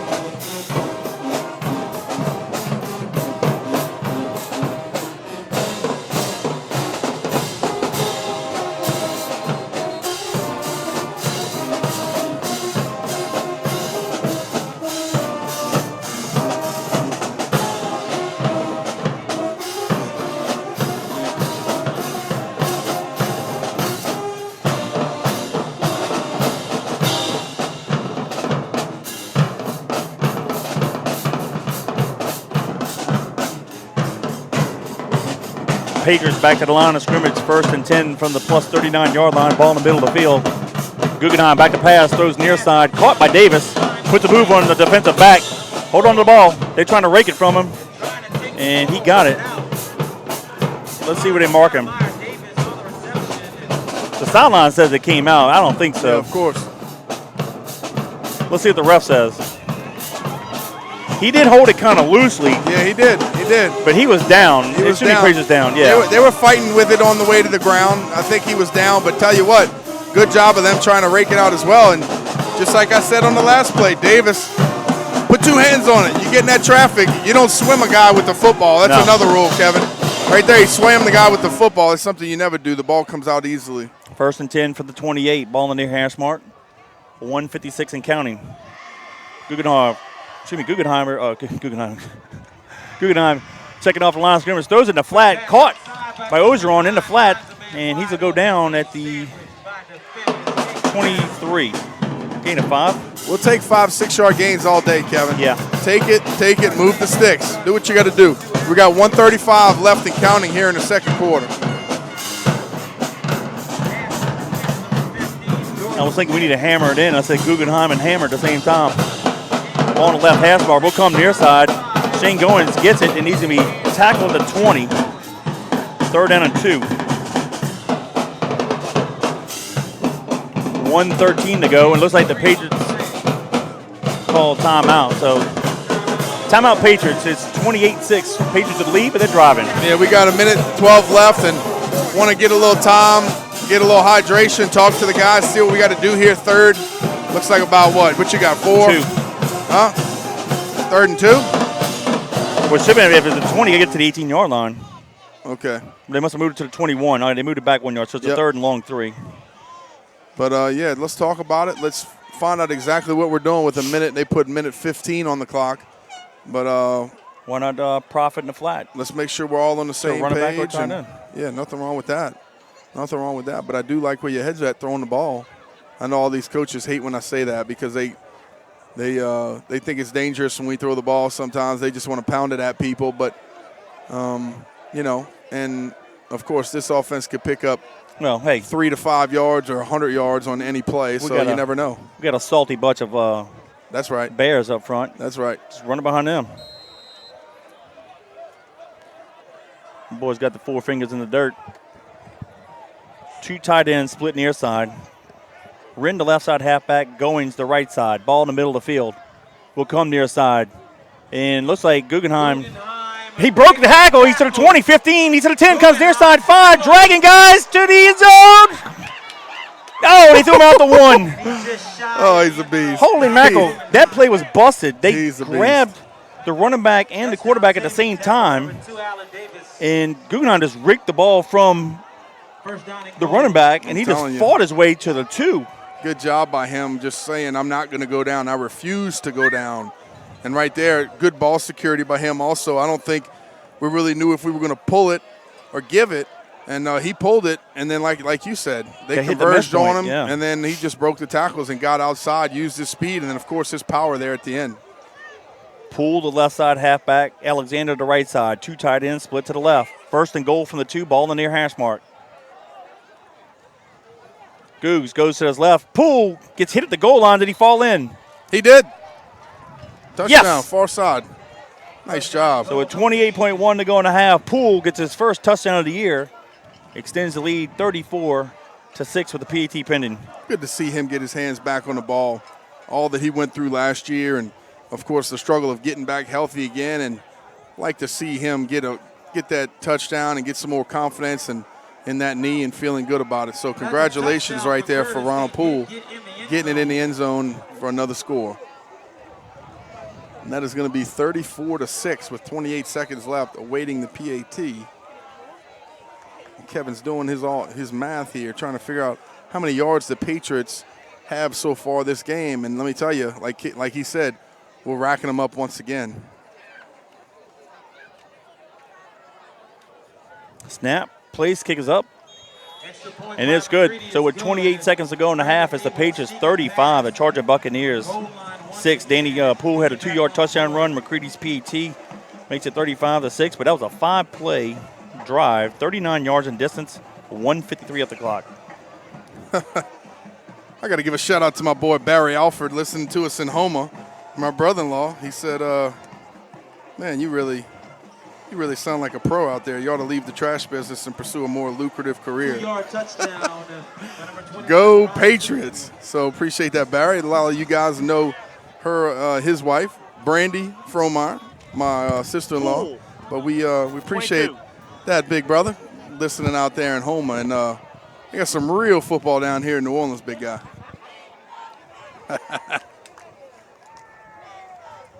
Good job, Kevin. I mean, this is offensively, this is exactly what you want to see. Yeah. Been able to mix it up, stay balanced, throw the ball, run the ball with some power, big explosive plays, offensive line playing really, really well, and all around great ball game right now.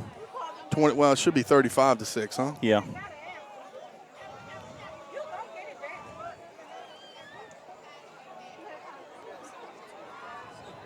All right, McCready to kick it off left to right. That's a boot. Nice and high, and it's going to go at the goal line. He can return it out. He's to 10, comes near side, 15-20. Nice job, And Gullen. tackled right there. Gullen got him. And unfortunately, it's really hard to see the numbers, plus most of these guys even on their program, so unfortunately we can't identify them. But 1st and 10, charging Bucks at their own 20, but 22.5 to go in a half. And for those of the people out there who don't know, if the receiver on that kickoff has a foot in the goal line or he catches it and goes in, you can still return the ball. Okay, so a lot of times if he catches it and his whole body's in the end zone, it's always going to be a touchback. But I like that high kick by McCready, putting that thing up sky high and putting it down to the goal line where we had a chance to run down there, pin him inside the 20. 2 receivers to the right, 2 to the left. Hudson takes the pass from center, steps up in the pocket, going to fire it. Has a guy wide open down the sideline here. He's to the 45-50. Here's a foot race, 45-40. And Spann just lays him. Can we get him? He's to the 10, pushed out of bounds at the 8-yard line. That was a weak effort by Spann, to be honest with you. Should have made a tackle at the 25, but hey, credit them for not quitting. So at 8.9 to go in a half, 1st and goal, charging Bucks. Goodness gracious. Nice play by him. Kevin, we had 4 guys down here to make a play. He cuts back inside of all of us, uses his speed, gets down. It's exactly what we could not have happen, a long play like that right before half. And they're going to get it at about the 8-yard line and have a chance here with about 9 seconds left. And if they score, guess what? They get the ball to start the second half. Whew, come on. So he went out at the 8-yard All right. line. 2 receivers to the left, 2 to the right. 72-yard reception. Mosley to the right of Hudson out of shotgun. 1st down and goal. Hudson under pressure, got him! Yes, sir. That's what we needed. Timeout, Bucks. Angelo and Williams met at the quarterback and dropped him back at the – where are they going to spot it?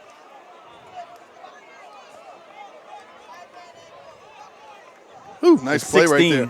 And that's exactly what we needed, Loss Kevin. 8, yep. Force them to take a timeout, push them back a little bit. Obviously, I don't know how their field goal kicker is, but the further we get them away from the end zone right there with 5.4 seconds left here in the half, the more difficult it's going to be for them because 5 seconds left, Kevin, you really can't do much except throw it in the end zone. I got to think it's non-existent because on the touchdown they went for 2.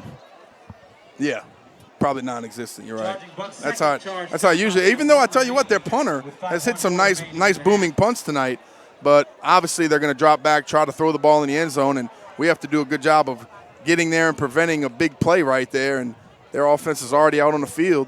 I think Coach Leon had enough of that, and he said, "Look, let's get him with a little ice call. Let's go give them a little ear hole action and see what happens." 2nd and goal, charging Bucks from the Patriots 16. Loss of 8 on the play. Looks like they're lining up with an empty backfield again. Yep, 5.4 to go in a half. This probably will be more likely the last play, barring a penalty. 3 receivers to the right, 2 to the left. Timeout, Patriots. Okay. That should be our line it up again, and let's talk to him once again. And Kevin, look, a lot of times that's not a bad call because you might be calling a defense or have personnel in the game to maybe stop the run or having a single back in the backfield. They line up with 5 wide receivers. Maybe you want to get an extra DB out on the field. Yeah. Maybe you want to talk about it again. You know, line your guys up in the end zone, have a little bit of prevent there. This guy standing on the goal line and not let him throw it over your head. And, of course, underneath too, Kevin, you don't want to give up a nice, easy little dink and donk right there and have him run around the field and make some moves and get in the end zone. So we got to protect our house right here with 5.4 left in the second quarter. Patriots on top 35-6, and Chargers had a nice long pitch and catch all the way down to the 8-yard line, and then we came on the blitz. And 72 yards to be exact. I mean, the guy was on a rail route wide open down the sideline, but he put in a little move. I give him the credit there, but we just half-assed it. Yeah, that's the only way I can talk about it. No, all guys have to be there on the ball. They have to work together and get the job done. Here we go. Hudson takes the pass from center, steps up in the pocket, breaks one tackle. Now he's got to run it. Got to run it. He's to the 5, the goal line, and he scores. He broke through 3 guys and scored with no time left in the half. Now that was pathetic. Yeah, that wasn't. That's not Patriot football right there. I'll tell you what. That was weak. That is. I'm trying to watch the replay here on Robbie's phone. He did a good job of getting away, making a move, and then we have 3 guys right there. Put your head down and run over a quarterback. Kevin, you got a quarterback running in the open with 3 guys converging on him. Put your head down, put your helmet in his chest, and finish this half out. We did exactly the opposite. Let him walk into the end. Man, that's not our defense right there. Come on, guys. Here's a 2-point try. Hudson fires it in the end zone. It's going to be incomplete. Nice play. So after one half of play, it's the John Curtis Christian Patriots 35. Their Landry Walker charging Buccaneers 12. That's the end of the first half of action. Whew. Glad we got out of that one, but I tell you, can't give up those easy points, Kevin. Got to get out of it. Trying to protect ourselves here. And Kevin got a new halftime sponsor this year, and that is our good buddy, Ryan Esteves. Go check him out. I ate lunch over there twice this week for those new specials, and boy, I tell you what, they are tasty. Go check them out. Bobby's Seafood is a family-owned business located at 9013 Jefferson Highway in River Ridge. They were established in September 1978, and they're celebrating 41 years of business. Bobby's Seafood offers daily lunch specials, fresh prepared food, hot delicious po' boys, and of course hot boiled seafood. During crawfish season, Bobby's Seafood provides on-site catering for commercial and personal boils. Call Captain Ryan Esteves and staff at 738-2104 to place your lunch orders or to book your crawfish boils. Bobby's Seafood, 738-2104, proud sponsor of Fighting Patriots football. What's your favorite thing over there to get? Everything. I was about to say, Kevin and I, we go for the crabs, the crawfish. They have a fridge with fresh fish, prepared soups. They even have stuffed artichokes over there. Man, go check it out. Everything you want, you're going to get it over there at Bobby's Seafood. And I tell you, it's about 2 blocks from my house, and it is dangerous for me. I grew up 2 blocks from literally 2 blocks from the shop, and I always love ham and cheese po' boys, and it's pretty good, right? They make a good roast beef po' boy. I tell you what's really good. Get you a chicken fried steak po' boy. Really? Have them put some melted Swiss cheese, and have them get it dressed too. You got to have lettuce, pickles. You put that gravy on it, don't you? And you just drizzle some roast beef gravy on top of that. You know what's funny? Wow. I swear. The girl told me that last week. I'm in there and I said, hey, man, I want like a veal parmesan po' boy or something. And she goes, oh, you ought to do like Kevin. Kevin comes in and gets that chicken and he puts the gravy on it with melted cheese. I said, oh, my boy, I'm going to have to come in here and get that with him. So, yeah, that's funny. Tell you what, when I go to Bobby's Seafood, I'm as opportunistic as a woodpecker in a petrified forest, man. Anything you want is good to go. You got it. Here we go. Score and recap of the first half. The Patriots got the opening kickoff, went on a 4-play drive, 71 yards in distance, taking 1:20 off the clock. Guggenheim hit Connor Ogeron on a throwback pass wide open down the right side. McCready's PAT made it 7-0, and that was at the 10:32 mark of the first quarter. The Patriots got the ball back and went on a 1-play drive, 61 yards in distance, taking 9 seconds off the clock. Shane Goins with the run. McCready's PAT made it 14-0. Now, the Patriots had 2 more opportunities in the first quarter. They threw an interception at the 13-yard line. The ball was a little bit underthrown, but I credit the cornerback for making the good play. And on their 4th possession, after a nice long run, fumbled the ball at the 3-yard line. I think the 4th drive there, really, that second opportunity, was the one that really hurt. That could have really extended the lead. But that's how the first quarter ended, with the Patriots lead at 14-0. Then with 9:05 to go in a half, Guggenheim had a 1-yard touchdown run. McCready's PAT made it 21-0. That capped off a 7-play, 57-yard drive, taking 1:59 off the clock. And then Landry Walker got on the board with 5:55 to go in a half. Hudson hit Mosley on a 5-yard touchdown pass.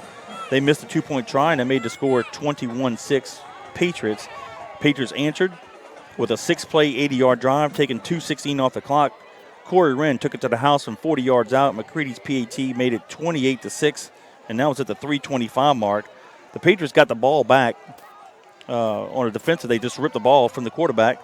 Went on a 5-play, 39-yard drive, taking 1:53 off the clock. Ronald Poole got his first touchdown of the year on a 2-yard run.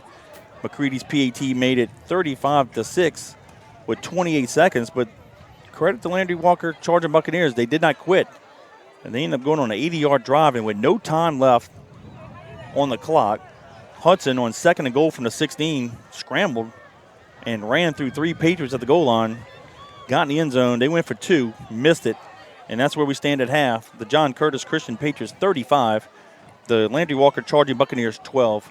Danny, your thoughts on the first half? Man, very, very impressive. You know, you want to see efficiency out of an offense, be able to sustain drives, run some clock, and like we talked about in pregame, we don't always do that because we are quick hitters sometimes. 1 play out the box, boom, touchdown. 3 plays out the box, boom, touchdown.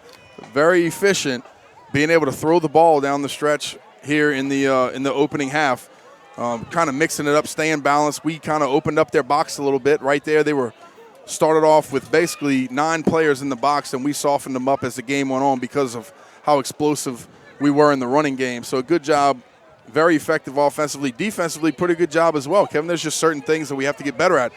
When they're running right at us, we got to come downhill and put the hat on somebody. Got to do better staying in our rush lanes, doing what we're coached to do, not scraping too wide, fitting right there in the gaps. And, of course, later on in that last drive, we definitely have to tackle. You know, you see a guy out in the open, you have to make the sure tackle. And, of course, you see the quarterback in the open, put a helmet on him, do what you got to do to put him down and get out of the half. Special teams, not too bad. Let's build on what we're doing. So, all in all, Kevin, I like what I'm seeing so far. And, you know, my brother-in-law in Houma, he said he didn't hear me, so I want to give a shout-out to Barry Alford down there in Houma, and, of course, my sister-in-law, Brandy Fromeyer. I think she's class of 97, I believe. And I said, Barry, this is where real football is played here in the city of New Orleans. And I don't know about all that Houma high school football, but we got the real stuff down here, big boy. Yeah, you're right. Go Patriots. That's right. Well, like we said in the pregame, actually, the offense is going to have to carry the load, which we had suspected. I think if we can get Big E back next week, and that's still not 100%, but if we do, what kind of game shape is he going to be in? You know, I don't know what kind of cardiovascular workout he's been doing, so it might take him a few games. Obviously, James not 100%, though when he's been in the game tonight, he's made some plays. We're just not tackling. We're averaging offensively 48.5 points a game. So far, we're at 35. I like our chances of getting into the 50s. The good news, though, we only gave up 12 in the first half. Believe it or not, we're averaging 33 points a game given up defensively. We've given up 66 points in the first 2 games, and that's very unpatriotic-like. Yeah, no doubt about it, Kevin. But like you mentioned, there's nothing that prepares you for game shape like a game. You know, so hopefully Jane, Noel, they've been on the side, riding the bike, sweating real hard, doing the things that they have to do. So cardiovascularly, they'll be in shape enough to be able to get out here and contribute when they get back in the ballgame. We saw Matthew Jane a little bit. He looks solid out there. Want to see him in there a lot more, and good to have him back. And hopefully his legs are back under him. I know the coaches aren't going to push him too much, but it's just nice to have him back in the game. I want to give a shout out again to Jeff Bodine. He's in his patio. Got a nice little big old widescreen TV. How about that? Send us a text. Says you got to love the technology. Andrew Waters gives us a shout out. Wants to give his mom a birthday shout out. Miss Connie Waters enjoying her birthday and watching the Patriots. Happy birthday, Miss Connie. Thanks for reaching out. Also, another good friend, Darryl Gottschalk. All right.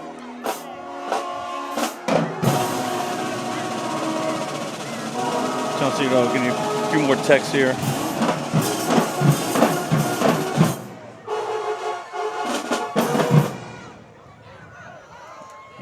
try to work on a little camera issue here. Well, make sure, of course, we're up here in the booth by ourselves.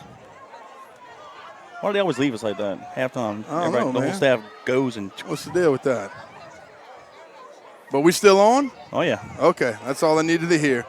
That's all I needed to hear. Next week, the Patriots open up Catholic League play next Saturday night, 7 o'clock p.m. kickoff against the St. Augustine Purple Knights.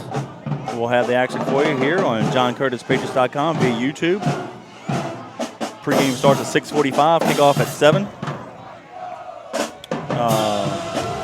It's going to be an exciting Catholic League. You know, Rummel's very salty on defense. They returned 10 of the 11. In their 2 games, they've only given up 3 points. So very good. Yeah. Here's the thing. There's never going to be a year where we look at the Catholic League and say, oh, it's going to be easy, you know. No. Sometimes you have some of your better teams and other teams might not be as good. But, you know, league-wide, it's going to be pretty solid. So, you know, you never know till you get there. Each game is going to be a challenge. We got to go out there and play our best ball to win. And, of course, you know, to beat us, you really got to be on your best ball. So let's hope that we get a lot better and we keep playing consistently, keep guys healthy, and, yeah, it's going to be another fun year. Yep. I want to give a shout to fellow Patriot Malcolm Ogeron. Says, let's go Patriots. He's listening to us out in Bro Bridge. Also give a shout out to Donald, Nicole, Gabby, and Bubby. They're watching in Harahan. Thank you guys very much. All right. Of course, hope you heard your shout out, Big D. Big Barry gives another shout out. He said he wolfed down some Moe's Pizza for a halftime snack. Ooh, nothing wrong with that. I don't know. Maybe you could put a little, you could get a little, how about this? Get a little Moe's Pizza. All right. Put some, maybe some crawfish tails from Bobby's on it. All right. And then maybe a little cream sauce from Yaya's. There you go. How about that? Whoo. A little Mo Babia. That's that French talk Kevin always does to me. Mo Babia. That's funny. That's good stuff. Oh, yeah. All right, so let's look ahead. Next week, again, we got St. Aug, and then we'll step out of district play the first week of October. I believe that's October 4th. We go to Pan Am to play Lake Placid, Florida. It's a school just south of Orlando. And then we get back into Catholic League play.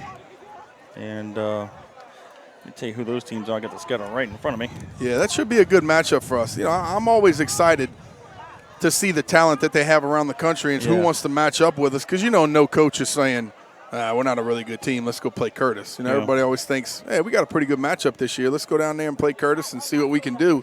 So I'm excited about Lake Placid coming to town, giving us a good matchup, and should be a good game for us. Yeah, that's on the 4th at Pan Am.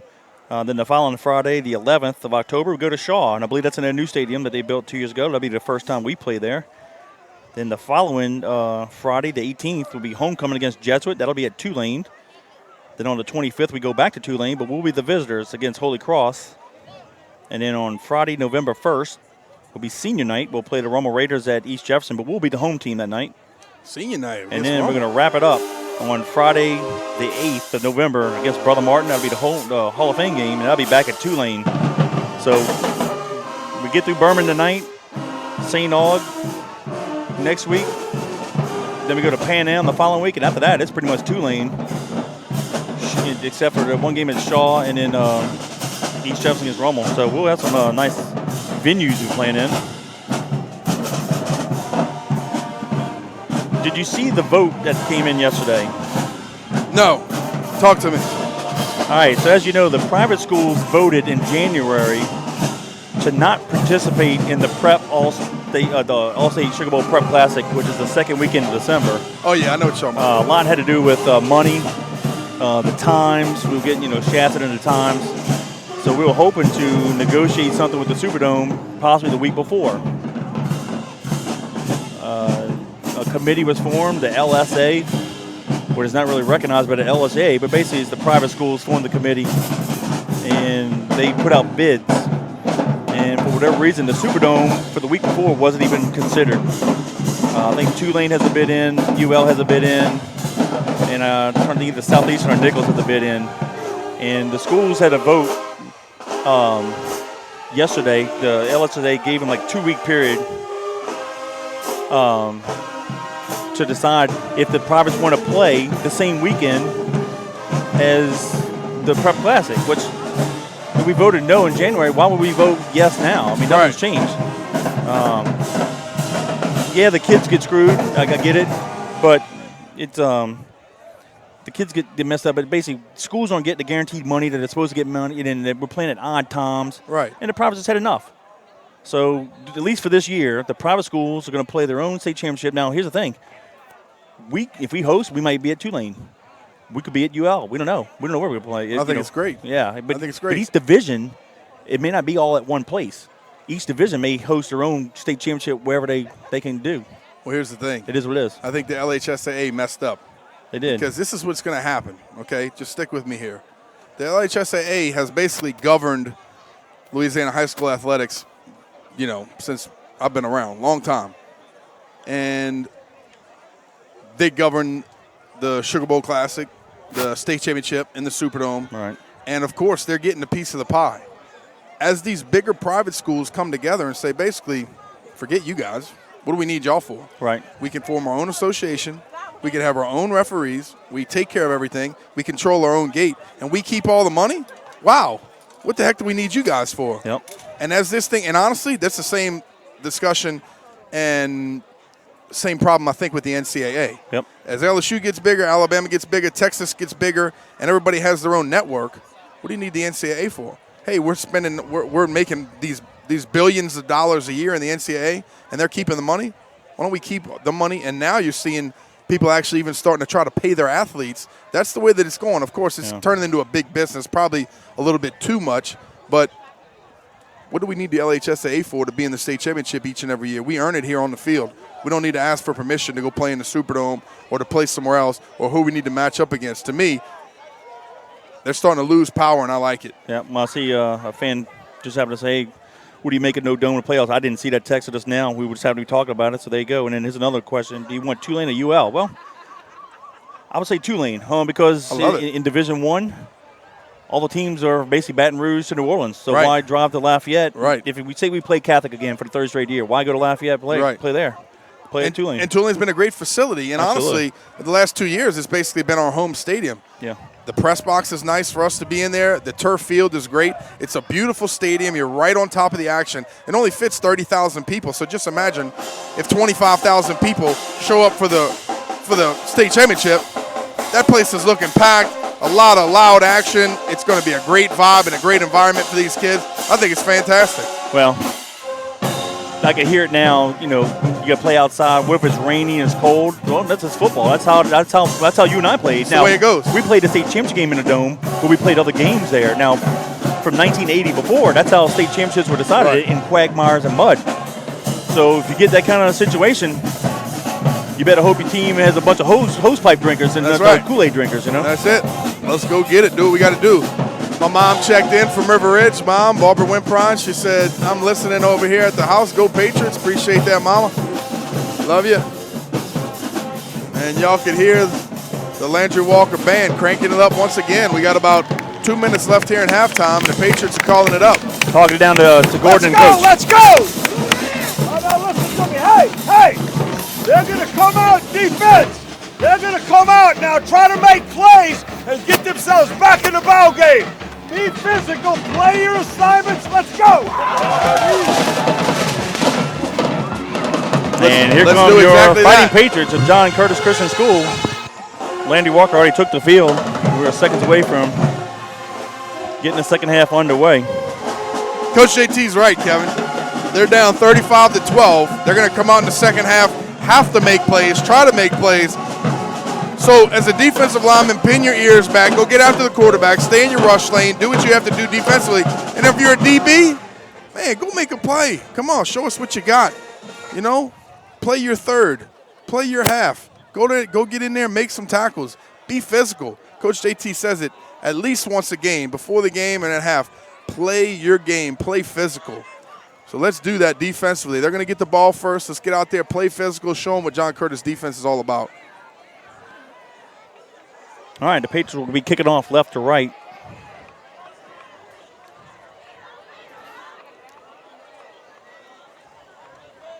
We are on the home side, and Landry Walker's literally behind, right below us. And on those dark jerseys, it's really difficult to even see the numbers, and we're like literally 30 yards away from them. Yeah, I'll be glad when that rule gets kicked in next year so we can be able to identify the opposing players.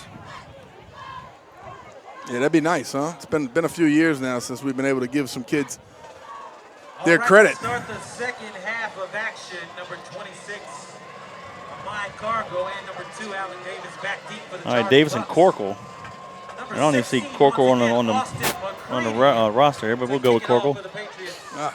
And it's a go over the guy's head into the end zone, so we got a lucky break there. So it'll be 1st and 10, charging Bucks at their own 20. Some guys flying down the field there on kickoff, and good job by them getting after it. It came off the foot of McCready kind of funky.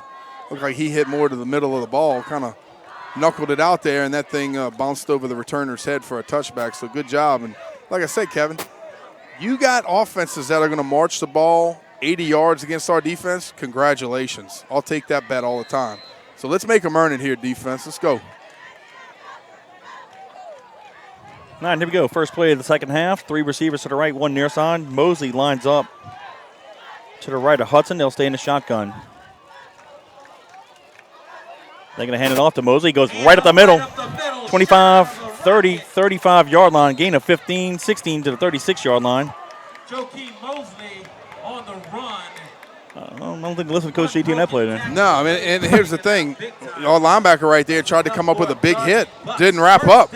Why not wrap up? Get the guy down. You know, instead of him getting an 11-yard gain, he's gonna get, you know, a 5-yard gain if you wrap up. I mean, let's do the things we're coached to do. Gain of 16 officially.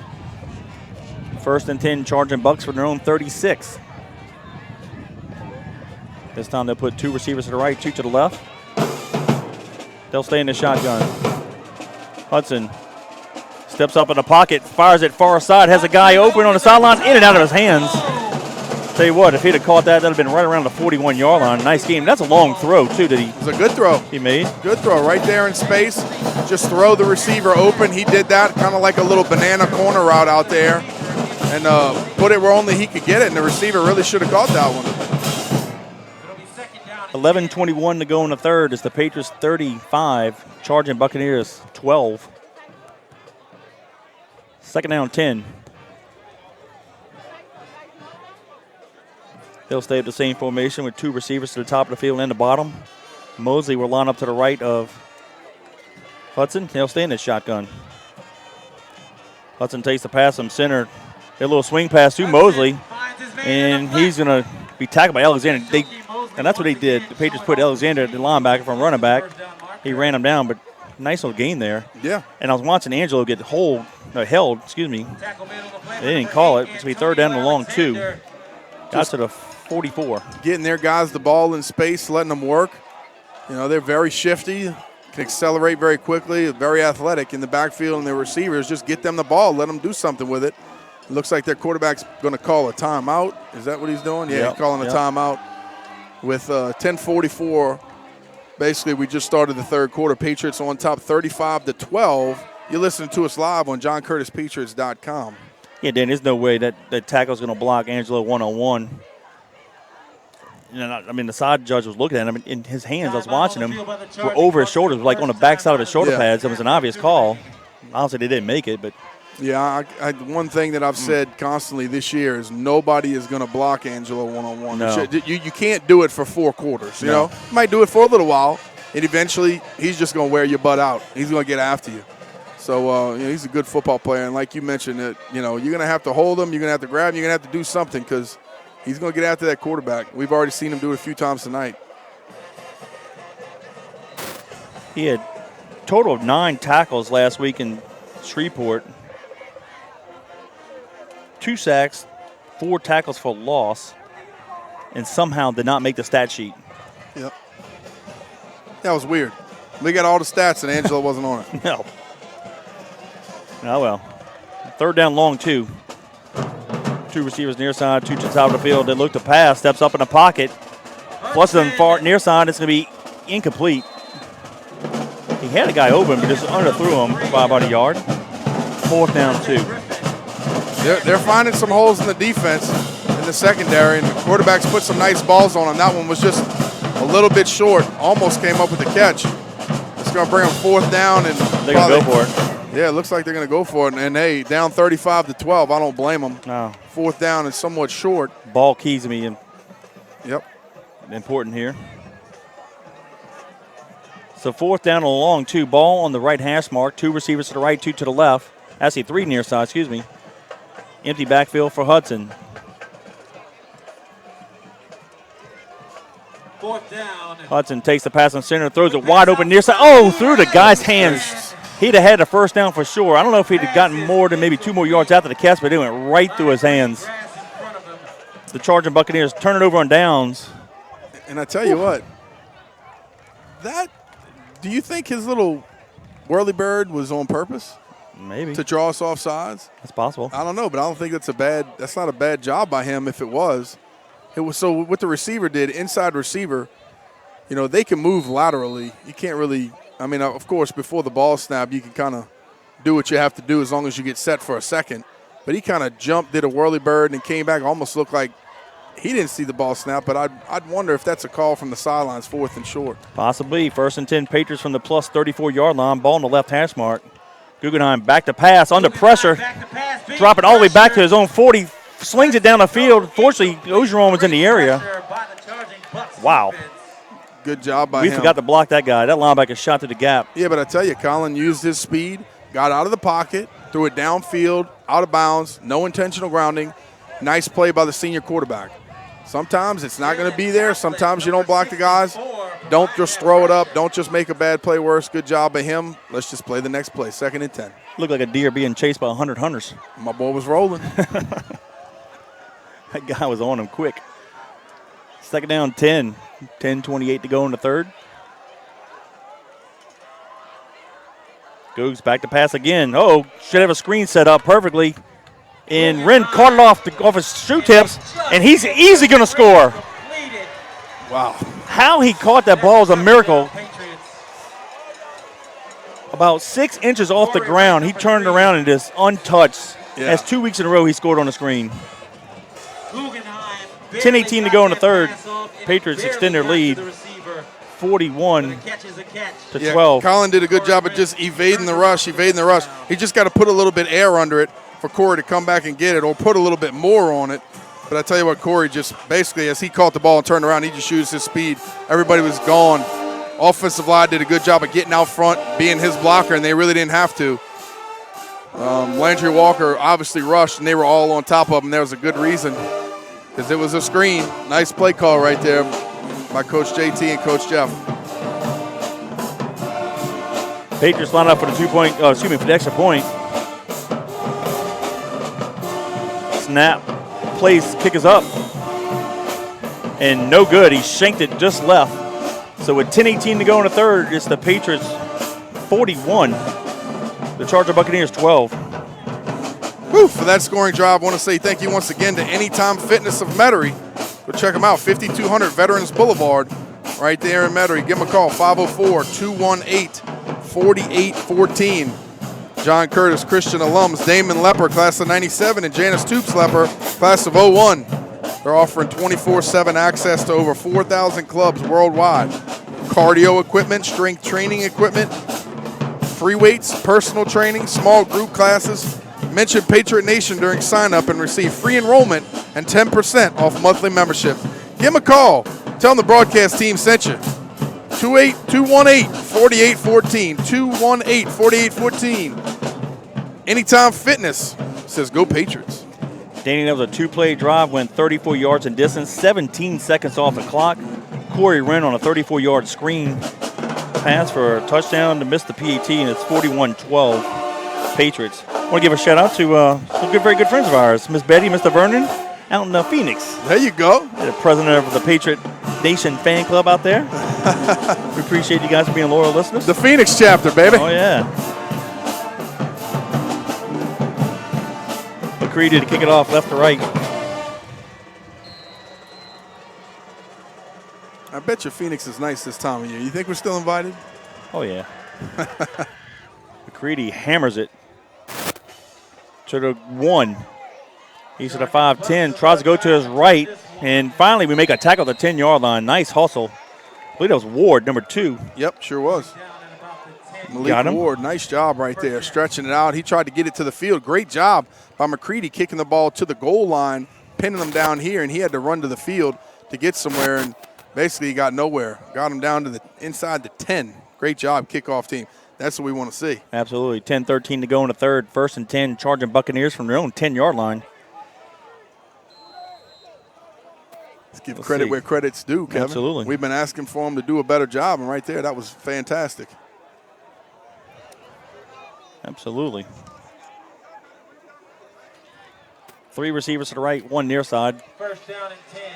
Mosley gets the handoff, goes to his right. He's hit after a 2-yard gain. Alexander You know what's funny? on the tackle. Right there, you wrapped up, put a little thump on him. You know, you do what your coaches tell you to do. You put your chest, you put your head right in his chest. You bring your hips, you wrap up. That guy's gonna go down every single time. Nice chest up, running through him. Good tackle. Brings up 2nd down and 8. 2nd and 8, 3 receivers to the right, 1 near side. They'll stay in the shotgun. Hudson back to pass, under pressure, steps up in the pocket, fires a dart in and out of the hands of the receiver. Would have been a first down. Pass incomplete. I tell you what, he got Quarterback's hit. getting antsy, Kevin. Yep. Our guys are in his face now. I think Angelo and Martin and Wearing him down, like you Williams said. I'm tired of this. Let's Yep, get out that's there. it.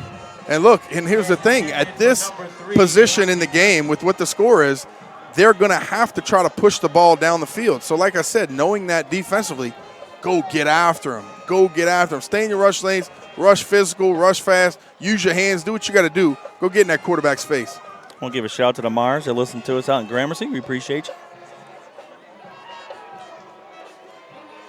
All right, to go with the empty set here. 3 receivers to the right, 2 to the left, near side. Hudson stands in the shotgun at his 5. Takes the pass from center, steps up in the pocket. He's in trouble, and he's going to go down. Yes, sir. Got him. Angelo. Nice Angelo job. tripped him up at the 10-yard line. It'll be 4th and 10 with 9:20 to go in the third. Nice job, big guy. We knew it was coming. Brings up 4th down and long. Nice job by him.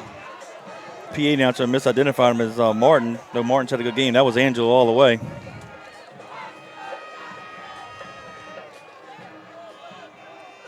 All right, D for the Patriots will be Wren and Spann. They're going to stand at the 45 of Landry Walker's. Wren catches at the 40, does a spin move, tries to get to the far side, has a flag in the play. He's going to score a touchdown, but it's coming back. Doesn't matter. There's 2 flags around the 42-yard line and 1 down at the 26. So they'll probably take this one here near side at the 42. It's from the spot file. Well, we blocked him in the back, I think, down here. Let me see it. I'm trying to look at it here on the replay. Yeah, Caleb pushed. I'm not sure what he's talking to the referee, saying he didn't do it. But, I mean, he didn't hit him hard. You know, he came across. I almost thought he was going to give him a good hit, but then he basically just pushed him in the back. I mean, you could see it on the replay. So that was an easy call to make. But I tell you what, Wren. Nice guts right there by Corey Wren. Wow. Catching it, making a spin move, and basically I think they pushed him out on about the 2-yard line, but a nice job by him. And Hey, we'll give a shout out to the Delomes, John and Jerry, Colette, class of 18, and Julianne, class of 16, and watching from Metairie. Appreciate you guys. yeah. Landry Walker band again. All right, so the Patriots will have it 1st and 10 at their own 48. 8:43 to go in the third. Almost sound as good as the Colonial Regiment. Almost. Almost. They need a little work. That's right.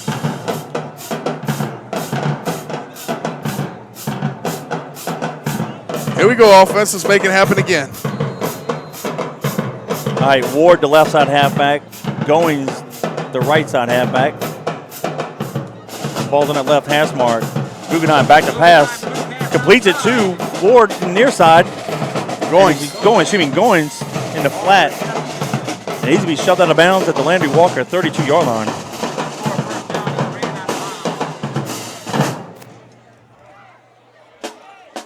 Yeah, Goins just went out in the flat and just hit him. Nice pitch and catch. And that's, Danny, that's what I thought we should have done against Carr. I know we were trying to protect the defense a little bit, but those are safe routes. Yep. They had too many guys in the box. You couldn't tell me that Goose couldn't roll out and hit guys in the flat like that. That's right. Or Ogeron, like you said, just nice and easy, arrow route. 1st and 10, ball in the near hash mark. Goose back to pass, under pressure.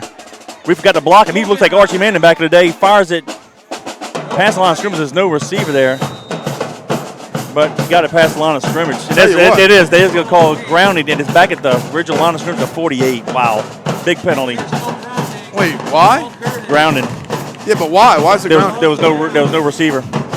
Yeah, but he's out the pocket. That doesn't happen in high school. Huh? It doesn't matter in high school. I know. If you're out the pocket, it doesn't matter? Yeah. What about the one down here? Well, he really wasn't. If you think about it, he kind of, like I said, he looked like Archie Manning in the late 80s. Late 70s. Tell you what, he showed some great feet right there. Most quarterbacks would have fallen down. He did like Whirlybird about 3 times, back and forth, but the way I understand it, and look, maybe I'm wrong. I haven't played high school football in well, the federation rules are different too. 20 years, played, but as far as I know, if you're out the pocket, you could just let that baby sail. Yeah. As long as you get it, back at the Patriot 42-yard line. It's also loss of down, so it's 3rd and a mile. I think we do a draw here. Yep, draw play. Call that. LeBranch gets it to the 46-yard line. We need to do a little self-scouting because Gordon, if you can, that was easy. Gordon, if you can, see if you could ask somebody down there about that official rule on grounding in high school, where it's got to be, or if you got to get it to the line of scrimmage, or if somebody's got to be in the area, or what's what. Hey, I want to give a shout out to Raymond Hawkins. He graduated class of 02, played football class of 01. He's listening to us out in West Texas. All right, Raymond, what's up, my brother? I remember. He's enjoying the broadcast. Thanks, Raymond. Well, I know we credit the Yogi Bears for doing a great job all night, but that was on them. Right. That was 88 open the gate for sure. Yep. McCready with his first punt of the night. Nice high spiral. Ooh, that's beautiful. Get down there. Got there. Got it at the 4. Great hustle. Nice job. By, let's see, was that Stipe? Yes. Stipe downed it at the 4-yard line. Great hustle there by number 9. Beautiful punt by McCready. I mean, it was a high rainmaker and a spiral. Yeah, that was awesome. Awesome punt. So with 7:22 to go in the third, 1st and 10, charging Bucks from their own 4. Kevin. Gate. There's no out-of-the-pocket rule. That's what I thought. There's no out-of-the-pocket rule. Correct. There's no out-of-the-pocket rule. In Federation rules. So basically, you got to throw it to a receiver. Throw it to a receiver. Yes. Well, I mean, what happened on – I guess it was close enough. Ogeron, yeah. Close enough. We threw it out of bounds. But there was nobody over here. Yeah, I know. I'm still thinking about college. Well. All right, the defense has them pinned up. Still an athletic play by our quarterback, though. I don't understand there. They moved the ball to the 6-yard line. So it's 1st and 10 from the 6. Should have been the 4. And there's a flag in the play. False start by them. Now move back to the 3. There you go. Here we go. Look like we're rotating some guys in and out continuously on defense. And I like that, like we talked about last week, kind of getting some playing time for some of our depth and some of our younger guys, at least some good game experience. Pinned back here deep in their territory. Let's put some other guys in and let them get that action. Jay Eckert, class of 96. Tracy Eckert, class of 98. And his daughter, Haley, watching us from New Brunsville, Texas, just outside of the San Antonio area. Thank you, guys. What's up, y'all? Yeah. Mosley going to get tackled for a loss in the end zone. That should be a safety. It is. Angelo took both of them down. He didn't know who had the ball. He said, "Get over here." Took both of them. Safety by Angelo Anderson. Goodness gracious. That should be 4 points, right? That was fantastic. Oh, my goodness. So with 7:15 to go in the third, a safety for the Patriots, and we'll get the ball back. That was awesome. That was awesome. My boy ran at the inside hip. It looked like of the quarterback. He was going to hand it off. I don't know if he handed it off or the quarterback kept it, but I tell you what, he basically took them both down, wrapped them up, and neither one of them could get by. Nice job by number 48, the senior defensive lineman. I'm trying to watch it here. How big is that punt and Stipe hustling and down on the ball inside the 10-yard line that set that up? That's right. Great job by him. And Angelo, that's right, comes off the edge, beats his block, comes inside, basically takes them both down. The quarterback held it, and the running back was right there, and he said, both of y'all, come with me. Nice play. Whew.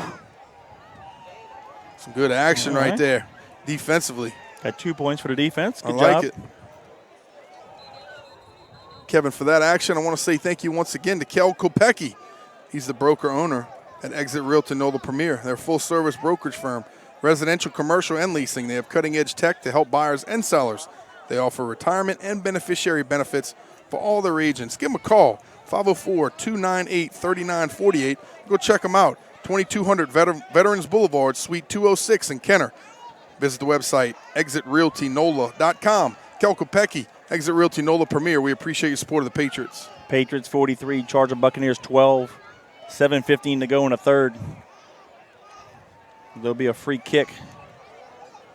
The near side halfback is going to be Goins. The deep back is going to be Wren. The far side Span. Span and Wren are going to stay around the Patriot 40.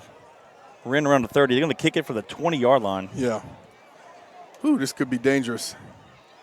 Let's make it happen. Let's see if he just kind of squibs it, kicks it hard. If he tries to kick it up in the air, see what kind of kick we get here. Front line needs to make sure the ball's kicked first. I think Goins is going to have an opportunity. Let's from get the it. 35. Have a middle return. He bounces it to the left. Should have stayed up the middle. And he's going to be tackled at the 46-yard line. So with 7:05 to go in the third, 1st and 10. Great field position right here for the Patriots. Again, off of that safety, nice, beautiful play by Angelo Anderson. Thanks again for joining us on JohnCurtisPatriots.com. Patriots on top, 43-12 with 7:06 left here in the third quarter. Offense gets the ball back as the senior quarterback, Colin Guggenheim, checks into the huddle. And let's see what we have offensively here on this drive. They've been very efficient so far this game, playing very well together as a unit.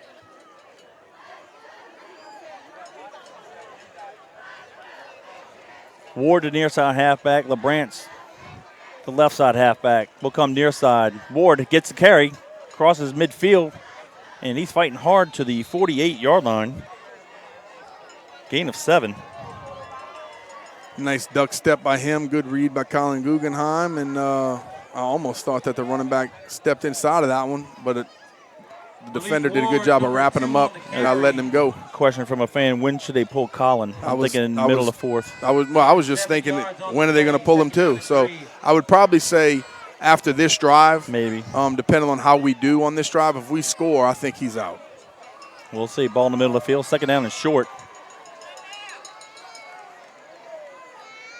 Will come near side. Googs pitches it. That's the LeBranch. LeBranch gets to the 45 and out of bounds at the 40. 1st down. Patrick LeBranch. Nice job right there. Another 1st down. And Let's see where they mark it. To that person's point, I will say that you still want your starting quarterback to get some good at game action. You don't want him to come out here too early. We talked about the physicality of the game shape. You still want to get some good live action plays. Want to see him run the ball a little bit. Actually, if it was me, Kevin, I'd like to be throwing the ball a little bit right now. Just work on the things that we need to work on. You know what I mean? When you're up 43-12, you got the game in hand basically. I want us to work on what we do. Yep, that was a 10-yard gain to the 38, but it's the 6-minute mark. So it's the official hydration break. 5:58 to be exact in the third period. Timeout on the field. It's the Patriots 43, Charger Buccaneers 12. Well, you know why we get those hydration breaks and stuff like that, right? Because of those crazy doctors. We're going to give a shout-out to one of our very own.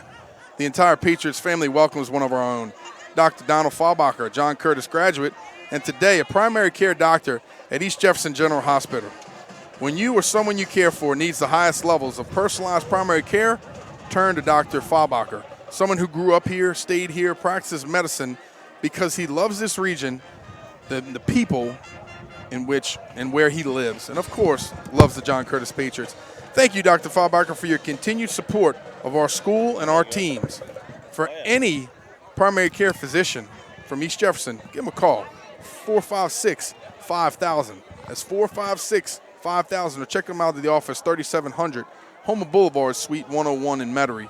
456-5000. Dr. Donald Faubacher, we appreciate your support of the Patriots. Give a shout out to Angela's grandma. She's Texas. He texted us quite a bit last week in Shreveport. Cool. I know she's proud of Angelo. He's having a big night again tonight. Yeah, love that guy. Been watching him for the last 4 years. 1st and 10 Patriots from the 38. Ball in the near hash mark. We'll go to the top of the field. That's going to be Googs keeps it, and he's dragging players to the 33-yard line. Gain of 5. Good job right there by Colin. Just shoot, and that's more so some of the physicality that we talk about of him keeping the ball and hitting that thing north and picking up some nice positive yardage. And going to bring up 2nd and about 5 here.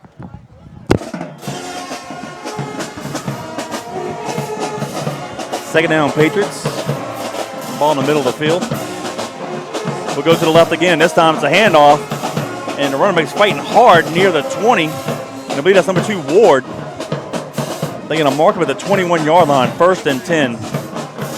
Nice job again. Good drive. Good job sustaining this drive, Kevin. Just continuing to move the clock, fighting hard for some extra yardage, rotating some different receivers in, tight ends. And the Landry Walker band cranks it up again.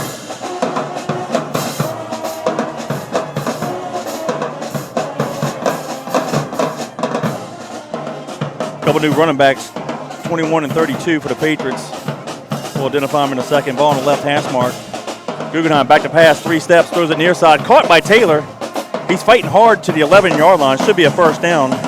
That was Malik Smith, number 21, and then also Corey Lee, the halfback. Looks like he's about maybe 2 yards shy. Oh, they move back to the 12. Okay. 2nd and short. Nice dart throw right there by Colin Guggenheim. Good job of Joel Taylor catching it, turning outside, trying to get some extra yardage, fighting forward while Davis brings the play into the huddle.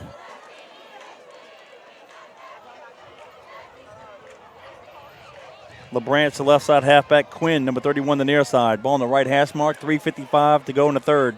Guggenheim back to pass, throws a fade to far side corner. Is going to be incomplete, intended for Davis. Good coverage there by that cornerback. Yeah, that was. Cornerback did a good job of just shielding him and running him to the sidelines. Colin kind of threw that one up the field. Not a bad throw. Weird. I almost thought we were going to throw the fade on that play. It was weird. But anyway, nice job by him getting the ball out of his hands. And where only our receiver could get it or nobody. Yep. 3rd and 1 from the 12. We're running here.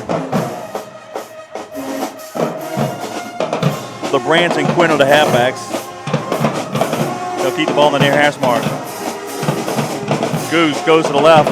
Gave it to LeBrant. He bounces that to the left, but he has the 1st down at the 9. That's going to be a horse collar as well. So that should be at least half the distance of the goal. So I would think around the 4.5-yard line. We'll see where they spot it with 3:39 to go in the 3rd. But nonetheless, it'll be 1st and goal Patriots. I felt we could hang 50 on them. Yep. 50 plus. 50 plus. Well, we're averaging 48.5. No, they call it face mask, not a horse collar, but still. That's an inside joke with me and my old center, Terry Buffoni. Face mask to call on the field against the charging Bucs. The 5 is where they play it. Half the distance to the goal line. That'll be 1st down and goal. Oh, man. There it is. Here we go. Let's punch it in. 3:35 and counting left here in this 3rd quarter. Yep. Poole checks in at the halfback. 3-step drop fade to Davis. And he had. I thought he had it. That's why I delayed it in the call. But they said no, he dropped it when he hit the ground. But you know what? Nice job of turning his body, Kevin, and doing exactly what we talked about earlier. High point away. The ball was away from the defender. He tried to high point it, catch it back. Nice job by him, but a good job by the defender just knocking it out. Couldn't bring it in. And I like 2nd and goal. I like the fact that, Kevin, we're challenging ourselves right now. Yeah. Like I mentioned, we're working on the things that we need to work on. 2 tight ends split near side. But come near side. Poole gets it. He scores. Yeah. All right, Poole. Poole with a 2nd touchdown of the year and the night. So with 3:16 to go in the third, it's now 49-12 with the PAT pending. I like to see that. Poole getting his hands back on the ball. And good to have him back once again. Oh, what is Poole, a junior now? Yeah. Yeah, that's awesome.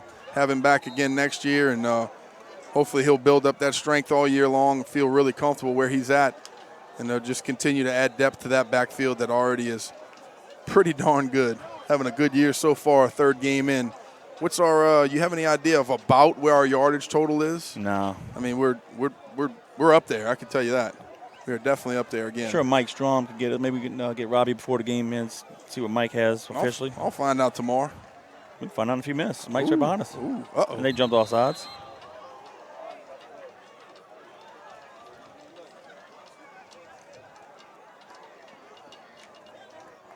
They jumped off sides. It's 49-12 with 3:16 left. You listen to us live on JohnCurtisPatriots.com. I want to say thank you to all of our sponsors, really, once again. Couldn't do what we do each and every week without you guys. Paid for the fuel to go back and forth to Shreveport. That's right. Paid for the room, paid for the fuel. We appreciate it because we need it. And, of course, keeping Robbie updated with this equipment and getting the job done. And a center. False started. He didn't snap it. He moved his butt. False start. So we'll move it back, foul. Come on, guys. Let's get this extra point done. I got some sponsors waiting on me. The point after. Come on. Anyway, that was a 9-play drive, went 55 yards in distance, 3:50 off the clock. Poole with a 5-yard touchdown run, and the PAT is pending. Still.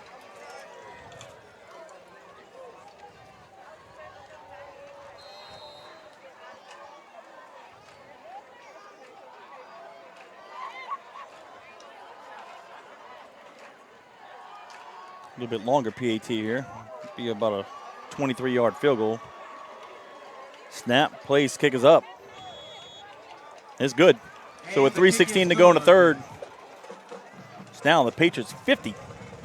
The Charging Buccaneers 12. You told us it could happen. Mm-hmm. I want to say thank you to Gene Lafitte Harbor. They offer a wide range of services and rentals such as bow, a rod, and reel fishing charters, RV campground rentals with 30 and 50 amp hookups, cabin rentals for small and large groups, airboat swamp tours, boat storage and boat slips, workboat rentals, pavilion rentals for hosting fishing rodeos and fundraisers, just like we have for the Patriot Nation Men's Club. They have a fully stocked hardware store and marina. And new this year, you can dine in at the Barge Restaurant for breakfast or lunch. For more details, visit www.genelafitteharbor.com or contact John Curtis Christian School alum Shaw Cuevas, class of 2005, at 504-689-2013. 504-689-2013. Yeah, baby. You did that well. Let's get it. Let's get it. McCready to kick it off. Let's see if he doesn't kick it in the end zone. Let's see if we get as good coverage as we had in the last kickoff.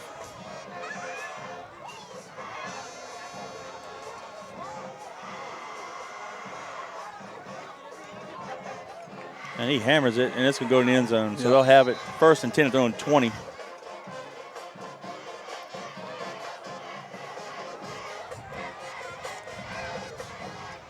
We were here 2 weeks ago against Carr on a Thursday night, and it was hot and humid. What'd you think? It's in the 70s right now? We're outside the press box, and it's a nice breeze. It's probably in the 80s, but it does have a nice breeze. And it feels cool in that. It's a beautiful night. Honestly, I haven't sweat at all out here tonight. It is really, really nice. It like you said. Oh, Robbie said it's 81. There you go. Boy, I tell you what. I just stick my thumb in my mouth, put it up. I got my own personal barometer. 3 receivers near side, 2 to the top of the field. Hudson back to pass, in trouble, steps up in the pocket, fires it far side. Intercepted! Oh, yes, sir! It's going to be a pick six. Touchdown, Patriots. Oh, number 25, that's Pons. Picked it off. Looked like he did a little Dion into the end zone. I bet you they have something to say about that. I didn't see exactly where he caught it. Oh, yeah. Somewhere around the 30-yard line, maybe. Yeah. Anyway, he did. Nice pick play. 6. Good job right there. That was a beautiful play. He saw it, he jumped it, and went and got it. I bet you the wind's blowing from the east about 7 miles an hour, something like that. Let me see. Oh, yep, that's what it is. Oh, knew it. And we go for 2 on the model huddle. Got it. They didn't line up. What happened? They didn't go out there? I was writing my notes down, and I'll just have to look up, and we punched it in for 2. So with 3:08 to go in the third, is now the Patriots 58, the Charger Buccaneers 12. I guess they didn't send anybody out. Rod, do we see where he picked it off? Is it around 30? Do we know? Nope, that was already done. So they look like I'm going to give him 30 yards. How's that? looks like the offense ran off the field. They spotted the ball, and Landry Walker didn't know what was going on, didn't get anybody out there. And Are you able to go back on that? no. That's not the YouTube video? Okay. Oh, maybe. Now I was just trying to see where I don't know. Pons picked it off. I don't know for sure if it was. Poor guy. Poor guy standing out there all by himself saying, where's my team? And we hit him with the old muddle huddle. And I'd say you Scoreboard's wrong. You just want a down block on that one, huh? Yeah, it should be 58. 58? Kevin, 58 Hey. to 12? they want to know down here what's the most points we ever scored. 67. What they asking that for? Happened 2 years ago at Parkview Baptist. Yeah. 67. 67. No, take it back. It is 67 against Lusher in 14. We scored 66 against Parkview Baptist. So Parkview. 2014 against Lusher, 67 is the most we've ever scored in a game. That's true. Is JT asking? No, not JT. No, I'm joking. Hey, Gordon, do you know where he picked that ball off? Do you know where? About the 20. Oh, so around 20? Okay, we'll give him then we go 20 yards. I think it was a little further than that, but. I thought so, I'm too. standing Get at the ball! 20, and he did it right in front of me. The ball went out of bounds Oh, goodness and gracious. it bounced back in. Whew, that sucker was close, huh? I got all excited. You did? Whew. Sorry. Hey, doesn't matter if we got 58 points. We're still going to get jacked up out here, right? Come on. Get after that ball. Yep. Deuce. Now, Gordon, if you remember, we were at we wore pink jerseys that night.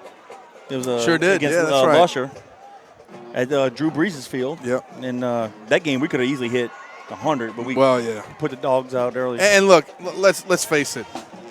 There's been a lot of games that we could have scored a lot more than 67 points. I mean, bottom line is, even when I played, Jeff played, you played, there's a lot of times we could have gotten to the 80s if we really wanted to, but that's not what we're all about. Got a fan correct me here. Colin Morgan is wearing 25 tonight. He's doing with number 10. Oh, there you go, Thanks for Colin. bringing that to my attention. Yeah, thank you very much. I appreciate that also, because I was talking about Pons earlier, and I know. it wasn't you, my brother. It was Morgan. I'll tell you what. He looked pretty athletic out there. Coaches didn't tell us that there was going to be a jersey issue, but thanks for bringing that to my attention. Yeah, thank you. Yeah, Morgan's wearing 25 tonight. He had to pick 6. Again, he's going to be wearing number 10, so that must have been a ripped jersey or something. We're going to have a white number 10. He wore it against Carr 2 weeks ago. Yeah, but now that you say it, it looks like him. Yeah. Running around in 25. 1st and 10 from the 46-yard line. A little fly sweep around the far corner. There you go, 41. Williams. Deshaun chasing him down. Yeah. Good job right there. Inside out, using some speed. Barton on the carry. 2:18 and counting. I say we ought to start running this clock. What you say? Oh, yeah. If you go back to the early years of the broadcast, 2011 and 12, especially 12, we played some teams that were just way inferior to us, especially the 12 team. Well, we were those national guys, champions, yeah. 677 points on the year. And against those teams, they had a running clock, Right. like in the second quarter, and in the rest of the game. So I think if we'd have played normal time, yeah, we'd have hit the 100 mark a couple times, but we're not going to do that. Second down, about 8. 3 receivers near side, 1 top of the field. Quarterback back to pass. Steps up in the pocket. He's going to go down. White got him. Nice At job. the 45 with a sack. Man, good job. Looked like he was shot out of a gun. Good quickness right there. Explosiveness into the tackle right there. And nice play, Colin. Give a shout out to Terry Lario, fellow member of the number 22 club. Thanks for listening. Man, A 1:18 to go in the third, and it's a those 22s, man. timeout on the field. Some ballers, huh? They're everywhere. Man, that was Natural like, athletes. it's like It's like number 42, number 90, what other numbers we had? Some 99s maybe. Some good athletes in those numbers, man. You know, it's been a good number, like on like 90. 90, yeah, that's what I said. Yeah, 90's been a good number. Yep. Yeah, 22, 90, 99, I think. 20. 20. Capolo and the Corkins. Like 5 Corkins, at least 4 Corkins wore 20. That's true, yeah. Yep. But Brian Ciprolo wore number 20. But you know, nobody's ever going to wear number 12. Chris Ciprolo. Yeah, that's right. Retired. Yep. Or 63, Coach Leon. Yeah. Or number 11, Mike Neely. 21 was retired, but they had to bring it back because we couldn't give away all the jerseys. Right. So they brought that back.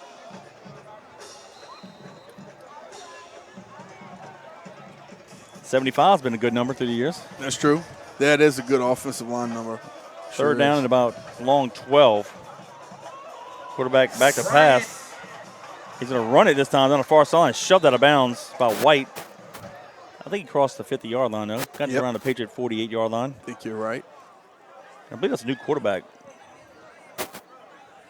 White, I believe. That's the no, he didn't cross the 50. They're marking him out at the 49. 49, They're okay. 49, so it's going to be fourth, about 8. So bringing that punt team back out. Yeah, number 12 was a quarterback. That's the guy you saw during pregame. Yep. Back up. All right, so Morgan and Span will go back. They're going to stand around the 10. We called the timeout. We had total confusion. Goodness gracious. Well, here's the thing. When you're trying to rotate second and third team guys in on like punt return or probably more like second guys, then you might have 1 or 2 first team guys in there. You really have to get on the sideline and communicate that it's punt and return, and you have to count each and every guy out there. 11 guys, who's in, who's out. And if you're the starter or the second team guy and you're not in, you have to be there making sure that the third team guy's in. So you got to be able to communicate on the sidelines. And, of course, as these younger guys get in, they're going to learn that and understand that it's a numbers game. We don't have 11. Somebody's not here. You know, the defense has scored 8 points tonight. It's a darn shame that, you know, they've given up 66 on the year, that they can't come off their totals. Right. The 8 points as it goes on. But here's the thing, though. Points scored. If you continue to get better, none of that stuff really matters. I understand what you're saying because we always want a goose egg on the board. But we're going to face some good challenges this year defensively. We're going to have some teams that can put some points on the board.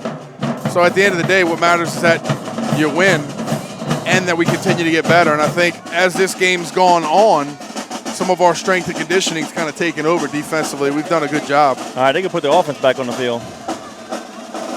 Or will they? They may punt out of an offensive formation.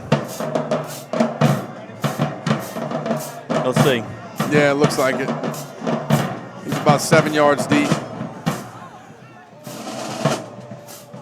No, they're going to drop back to pass. They're going to go for it. He's going to run it up the middle, and he's not going to get it. There's a flag on the play. Yeah. He was about 4 yards shy of the first down. We'll just decline it here. And with 39.1 to go in the third, we'll take it over on downs. 58-12. Curtis is on top. 39 seconds left here in the third quarter. And hopefully this clock will start running and we can get out of here with all our guys. Taylor at quarterback. Nice and safe and no injuries.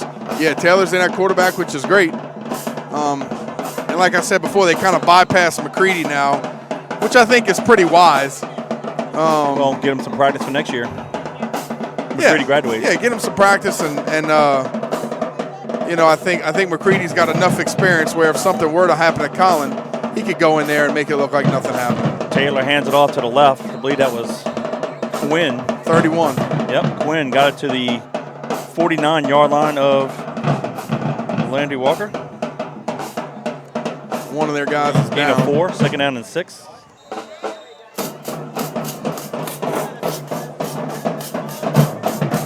Injury timeout. 20 seconds to go in the third. It's the Patriots 58, the Charger Buccaneers 12.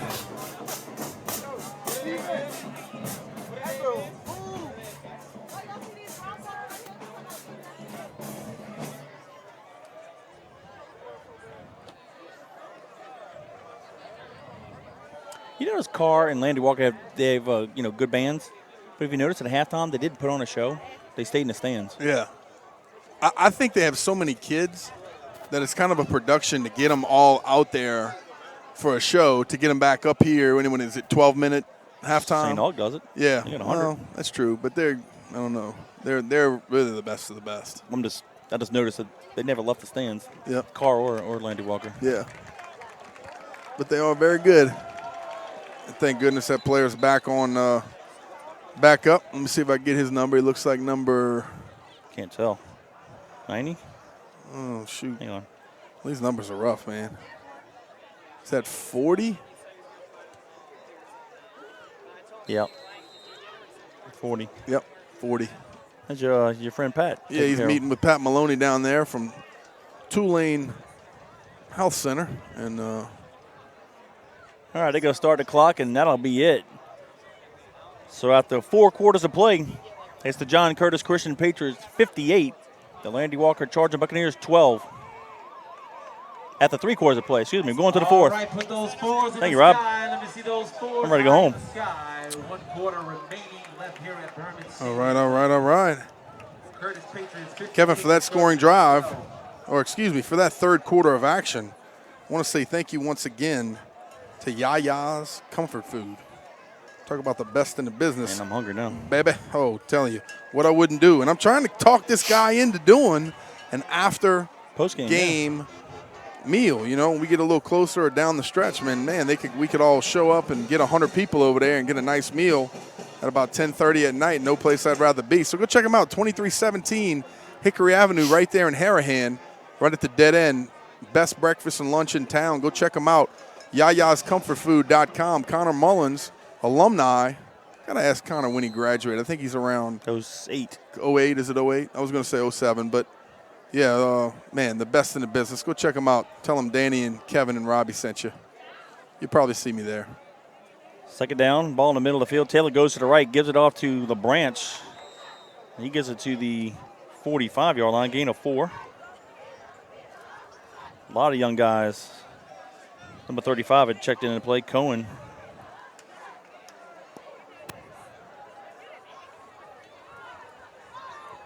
I tell you, the whole 4th quarter, the youngins did well in Shreveport last week, the young backs. Yeah, they did. It did. We even scored when we didn't think, Yep. we weren't trying to do that, but these guys continue to work, and it's a good job by those 2nd team, 3rd team guys going in there and saying, you know what, it's our time too. Yep. Quinn, Taylor gets it, comes near side. He's at 35, 30, 25, 20. And that's when he pushed out of bounds. Got some wheels. Yeah, he does. I like that. I thought he gave it to Quinn, Yeah, I did but too. he pulled it. Nice job. Nice job right there. And he took off running. I tell you what, he's got some good speed down the sideline too. I like to see that. 5'8", 130. Mm-hmm. Well, he's going to get bigger and bigger, hope of course. He's a young guy. Is he a sophomore? Sophomore. That's what I thought. Yeah, he's going to get bigger. And I tell you what, if he runs the ball like that, who cares how big he is? Nice job right there, pulling it and getting it outside for a beautiful 1st down. And Patriots continue to drive. Smith and Lee are the halfbacks. 10:45 and counting. Ball in the near hash mark. Taylor in the center. Power play to Smith. He's going to cut it up the middle and get it to around the 14-yard line. Man, I know we're not trying to play to pass the ball, Kevin, but, man, if we could, to the top of the field, that corner almost looks like he's playing outside leverage. The post is wide open with that safety getting involved down here in the box. Man, that would be lovely, but I know we just run the ball, see what we can do with these younger guys. But I really like these guys getting in the game and continuing to move the ball and fire off the ball as offensive linemen and quarterbacks, putting us in the right position to be successful. And got some new backs in the game also. Yep. Number 35. Yep, Cohen and the branch on the halfbacks. Power play far side of the LeBranch. He sticks up in the middle. LeBranch on the And he's going to have the 1st down to the 9-yard line. Quick. Gain of 5. I'll tell you, these little guys, like I said earlier, they're so small, but they hide behind the seat of the offensive lineman. You can't find them.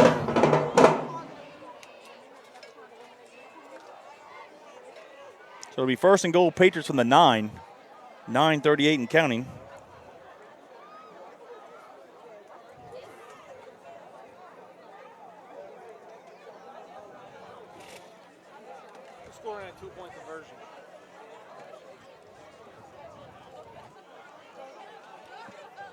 Taylor brings the offense to the line of scrimmage. Ball's in the middle of the field. We'll do power play near side. I believe that's Lee. Gain of 1. Charging Bucks defenders right there. Not much on the play. I don't know.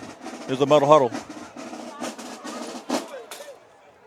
A shout out from Cody Sexsnyder. His roommate Jace Crispin just walked in the room. He's loving what John Curtis football is all about. And he's from Texas. Well, Texas plays some good football too now. Oh, yeah. But they don't want none.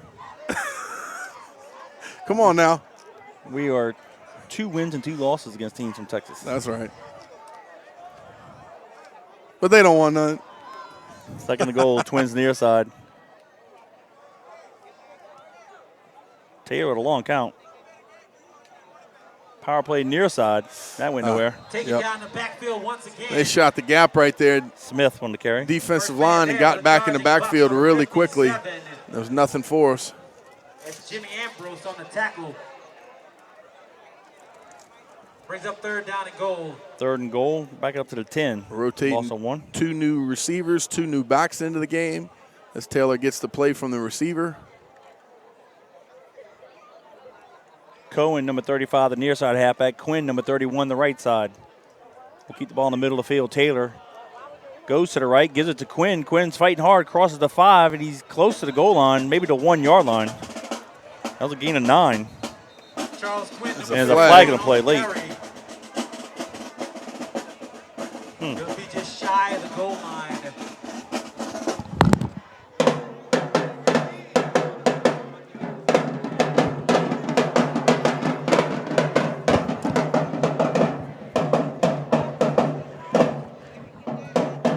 See what the flag is. It looks like he's going to move it back. I don't know what they're calling. Sometimes, they like to huddle up and see exactly what the call is. It looks like the official's almost looking in. I don't know what he's doing. They are moving it back. Looking in his book. Is that a sideline warning? I don't know what that was, or if that was. The palm's up, and he does 2.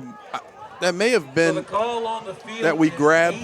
Yeah, we grabbed the Aiding and runner. abetting. And we pulled him. Yeah. Okay. Yep. That's what it is. Help a runner get Boo. past the goal line. Yep. All right, so I haven't seen that one in a long time. I thought it was, but I haven't seen it in a long time. So 3rd and goal from the 6. You can't aid and abet. We'll replay. All right. 3rd down and goal.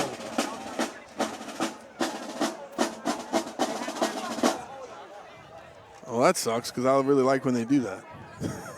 Help me along, brother. Come on, pull me. All right, Cohen, the near side. Quinn, the right side. 2 tight ends, split near side. We'll go to the right. Quinn gets it. He's going to fight hard, and Nope, he's going to be. Taylor pulled it. He sure did. He faked me out, and Taylor scores from 6 yards out. Nice I job. thought Quinn had it. Yep, good job right there.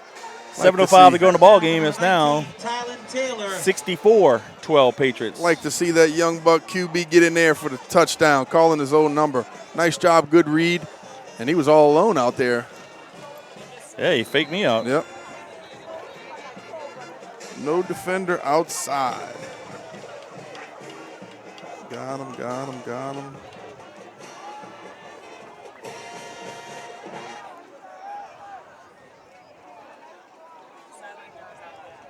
You know who we missed? We don't have Big E. I bet you Big E would be kicking extra points right now. Oh, you know what? That's right. Forgot all about that. You're right. You're exactly right. That's fun. We always like when he gets out there. Big old butt kicking straight on, right? Doesn't he kick straight toe? Yeah. Yeah. He gets some good distance on it, though. He doesn't have a bad leg.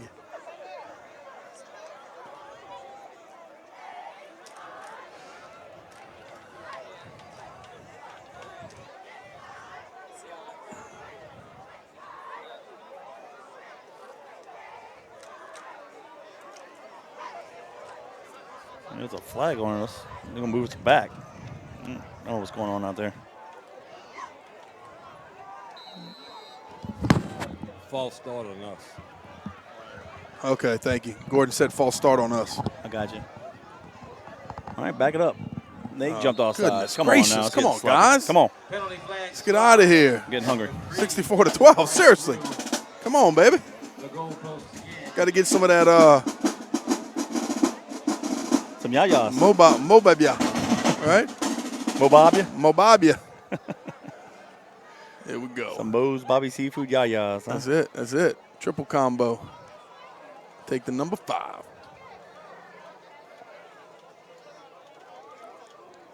Come on now. Push it up. Pick to the pace up here. It's getting a little 4. slow. Come on, let's go, boys. Let's just start running this clock, please.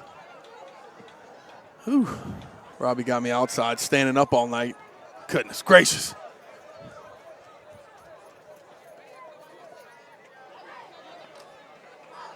Snap, place, kick is up. And it is good. And the extra point is good.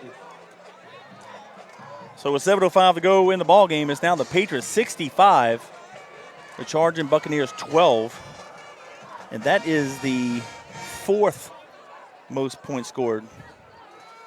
We probably scored No, I'll tell 65 you, a few times. no, 67, 66, the third. It's tied for third. I bet you we've scored 65. We did 64 twice against Really? Mangum and in 2012 against the Pope John Paul in 12. For that scoring drive, I want to say thank you to our family's company, River Parish Disposal. For all your garbage needs, come see me at the office, 7201 Airline Highway in Metairie, just a block past David Drive. Come in, ask for me, Danny, or give me a call at the office, 738-7700 for all your commercial garbage needs. We do everything, full service, locally owned. Give me a call, 738-7700, like we've always said. Our business stinks, but it's picking up.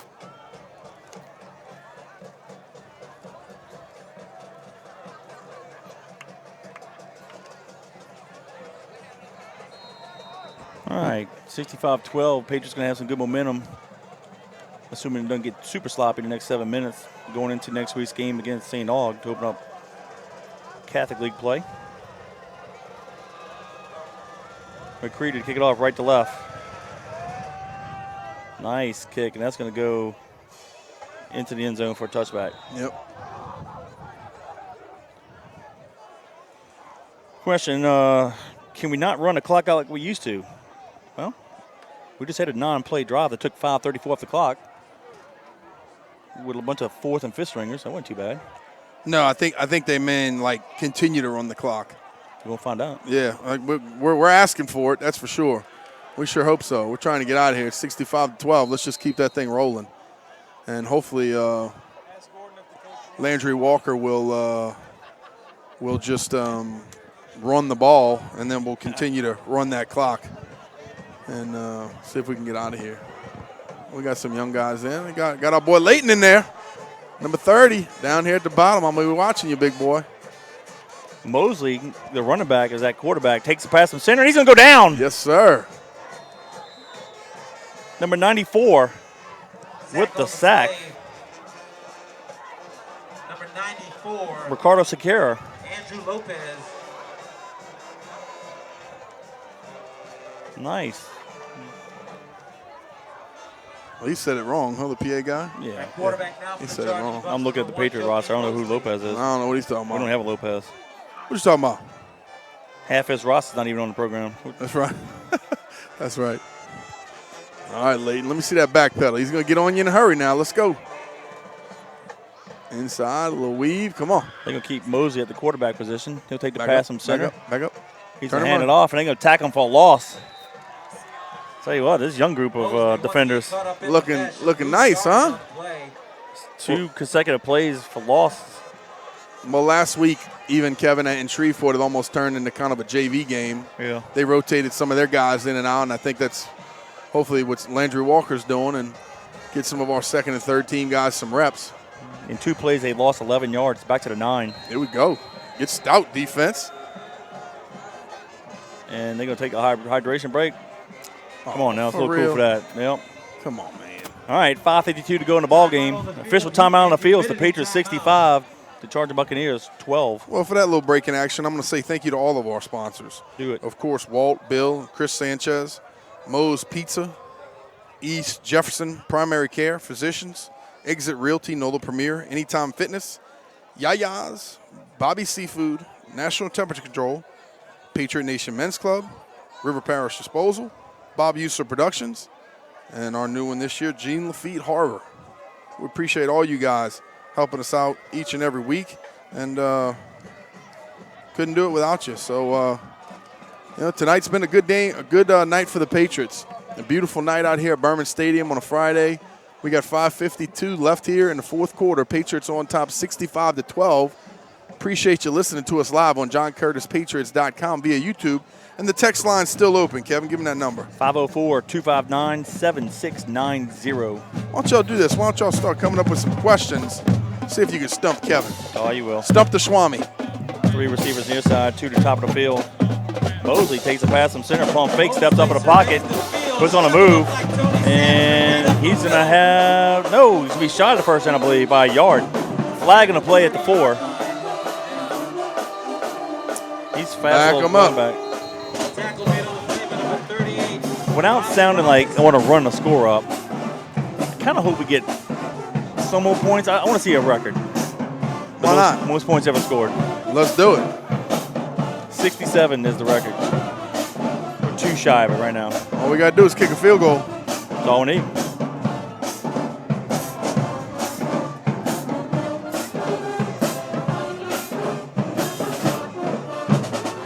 You think if they lined up McCready and let him kick a bomb, they'd have something to say about it? From like 60 yards away. That's right. Line them up, let them boot it. Come on, defense. It's 4th down, Kevin. What the heck do you do here? There's a holding penalty on the Charger Buccaneers. Oh, is it going to be, yeah, it's third down again, excuse me. They Third down and forever. They have to get to the 30. Wow. They're going to put it at the 6. 3rd and 24. No, they're going to put it on the 2. Oh, the 2, I'm at. 3rd and 28. Whew. How you like to call those plays? Hey, for Evangel, that's right. Nothing. How many times they used to convert that? 3rd and 35 and get it. All right, Hudson's back at quarterback. Steps up in the pocket. Oh, he almost got sacked for the safety, and it's going to be intercepted at the 40. Number 43. And they're going to return it back a couple of yards. That's going to be Crescione. Nice. Got it to the 36-yard line, so it'll be 1st and 10 Patriots with 5:10 to go in the ball game. Crescione with the interception. And then Danny, by number 43. that was almost a safety for the 2 points to tie the most. That's awesome. That's cool. Love seeing that from the young guys. That's right. Got in it. I love seeing that from the young guys. That's cool. Good job. All right, so 1st and 10 Patriots. And you know what? If that defensive front, Kevin, wasn't getting after the quarterback, you can't make plays like that. So kudos to them, too. Good job of those young guys getting in there and making it happen. And it looks like, speaking of lineage of numbers, number 18, Michael Bryan. Yeah, little Michael Bryan Jr. in there. Johnny Como texted me that one. Shout out to JC. Now the clock's going to start running. It'll come near side. LeBranch gets the handoff. He's fighting hard to the 30-yard line, 29-yard line. Gain of 7. Let's keep it running, 4:32 left and counting. Patriots 65-12. Kevin says, let's go score one more and break this record. I say let's kneel it and get out of here. LeBranch and Lee we had too many guys on the field. We broke the huddle, lineman to get off. Come on. Yep. And it moves back 5 yards. Here we go. Hustle up, hustle up. 4:16 to go in the ball game.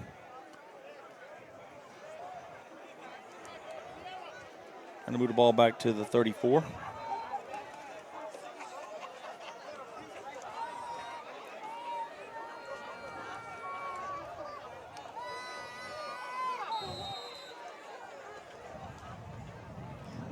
Now the clock starts.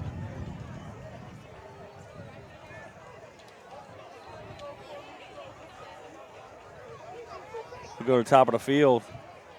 I believe O'Brien kept it. No, he gave it. All right, then Lee got it to the 31. I almost thought he kept it too, and then he squirted out of there without the ball. So, yeah. Juan said he wants to see, he's glad to see some of his 9th graders in the game. Still watching over there from Jean Lafitte Harbor. Here's a question. Yep. Has Curtis ever successfully executed a fake field goal? Not a fake extra point, but a fake field goal. We'll let you answer that and think about it in a second. Yeah. Third and long will come near side. That's, I believe, the branch. Let's see. Nope. 21? Not sure. 21 Smith. Yep.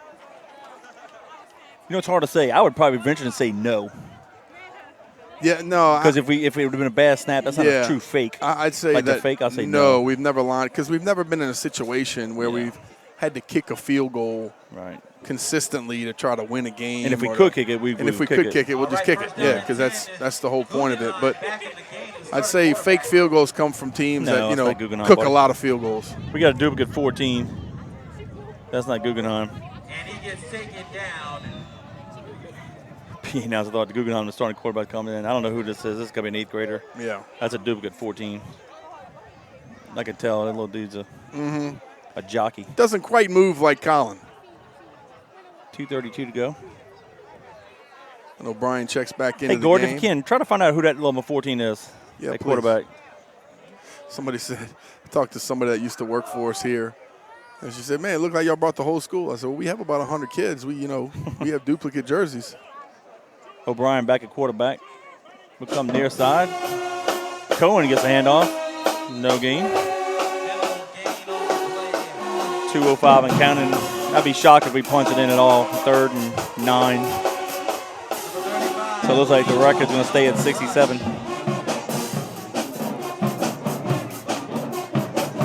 That was year 4 of our broadcast, 14.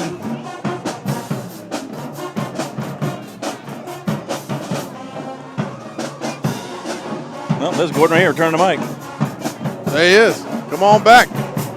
Said we got 65. We don't need it.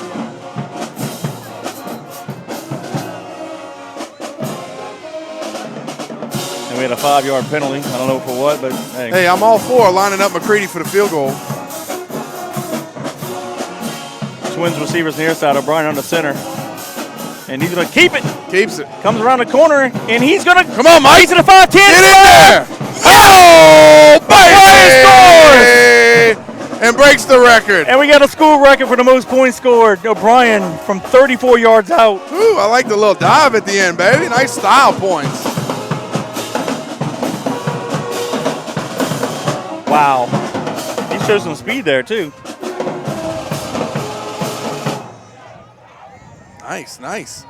Well, he gave the first few plays right there and then came out and said, you know what?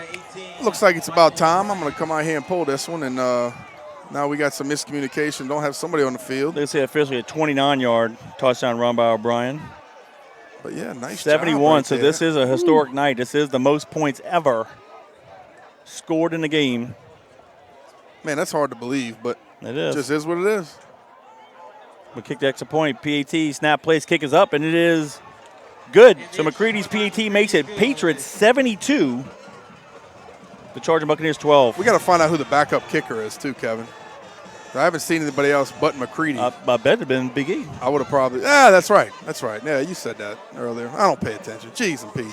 Come on. Had the same problem in school. Good job right there, guys.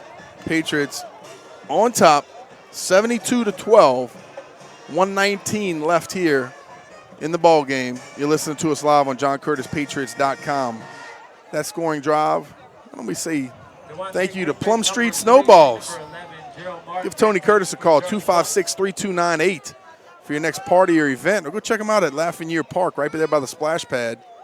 Open all the time. But for your next party or event, you want some sweet treats, best in the business, give her a call, 256-3298. Tony Curtis with Plum Street Snowballs. We appreciate your support of the Patriots. Danny, that was a 7-play drive, went 36 yards in distance, 3:51 off the clock. O'Brien with a 29-yard touchdown run. McCready's PAT makes it Patriots 72. Charging Buccaneers 12, and that is a school record for the most points ever scored in a game. Mark it down in the books. 9/20/19 was the date.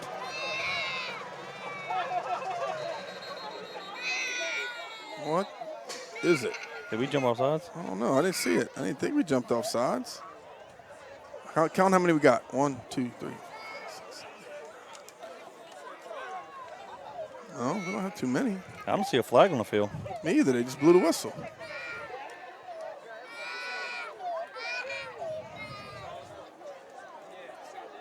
So the listener wants to know, did he stump us? No, because we never faked a field goal. No, we've never faked a field goal. I mean, I wasn't around for all the Curtis games and all the history, but I've never heard that we have faked a field goal. And if you know of one, please let us know. But a true fake. Yeah, I just don't think there would ever be a reason why we would have a true fake. Like Kevin said, of course, we've had bad snaps. We've had to call fire, scramble, do what we got to do. But as far as lining up for a field goal and having a true fake, no, I don't think. Like a Les Miles tossing over your head or get up and run? No. Nope. Because if we, and it's not like we have a history of a ton of good field goal kickers. Right. Now, we've had some, but not like running backs and linebackers where we've been loaded through the years. Little squib kick. Be fielded at the 31-yard line and tackle to 34. Number 27, getting down there, making it happen. It's Jackwell Rhodes, 5'7", 160-pound sophomore. Here we go. Let's get out of here. 1:13 left. 72-12. 60-point victory game. Not too shabby, my friend.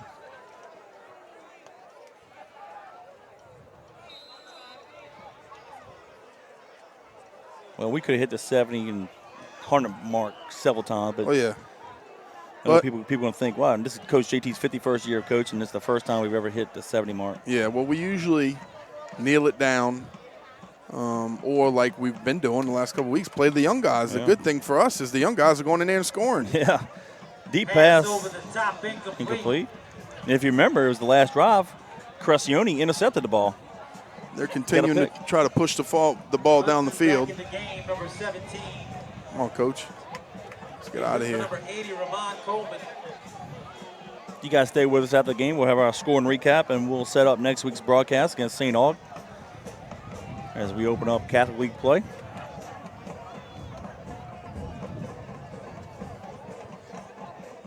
They'll line up with 3 receivers near side, 2 to the left. Quarterback stands in the pocket. Fires a pass near side. Going to be a little too high. Incomplete. All right, 1 minute left. Keep rotating guys in and out. I see number, looks like 65, 93. 93 is Whittington. 65 is going to be not on the roster. 53. Grady. 46. Horn. Come on, let's get it. Come on, boys. Let's go. Step up. It's going to be on tape for tomorrow. Make a play. 3 receivers near side, 2 top of the field. Quarterback stands up in the pocket, and he's going to go down. Whittington got him. Number 93, ball's out. Whittington got him. Nice. 5'10", 190-pound freshman defensive lineman. Yep. That's Miss Tina. She is Baylor's teacher this year. Miss Tina Whittington, that's her son. Good for him. Nice job. 35 seconds, and that should do it. 4th down. With the 40-second clock, they don't have to run another play. Nope. Let's call it a night. Do us all a favor. Whew.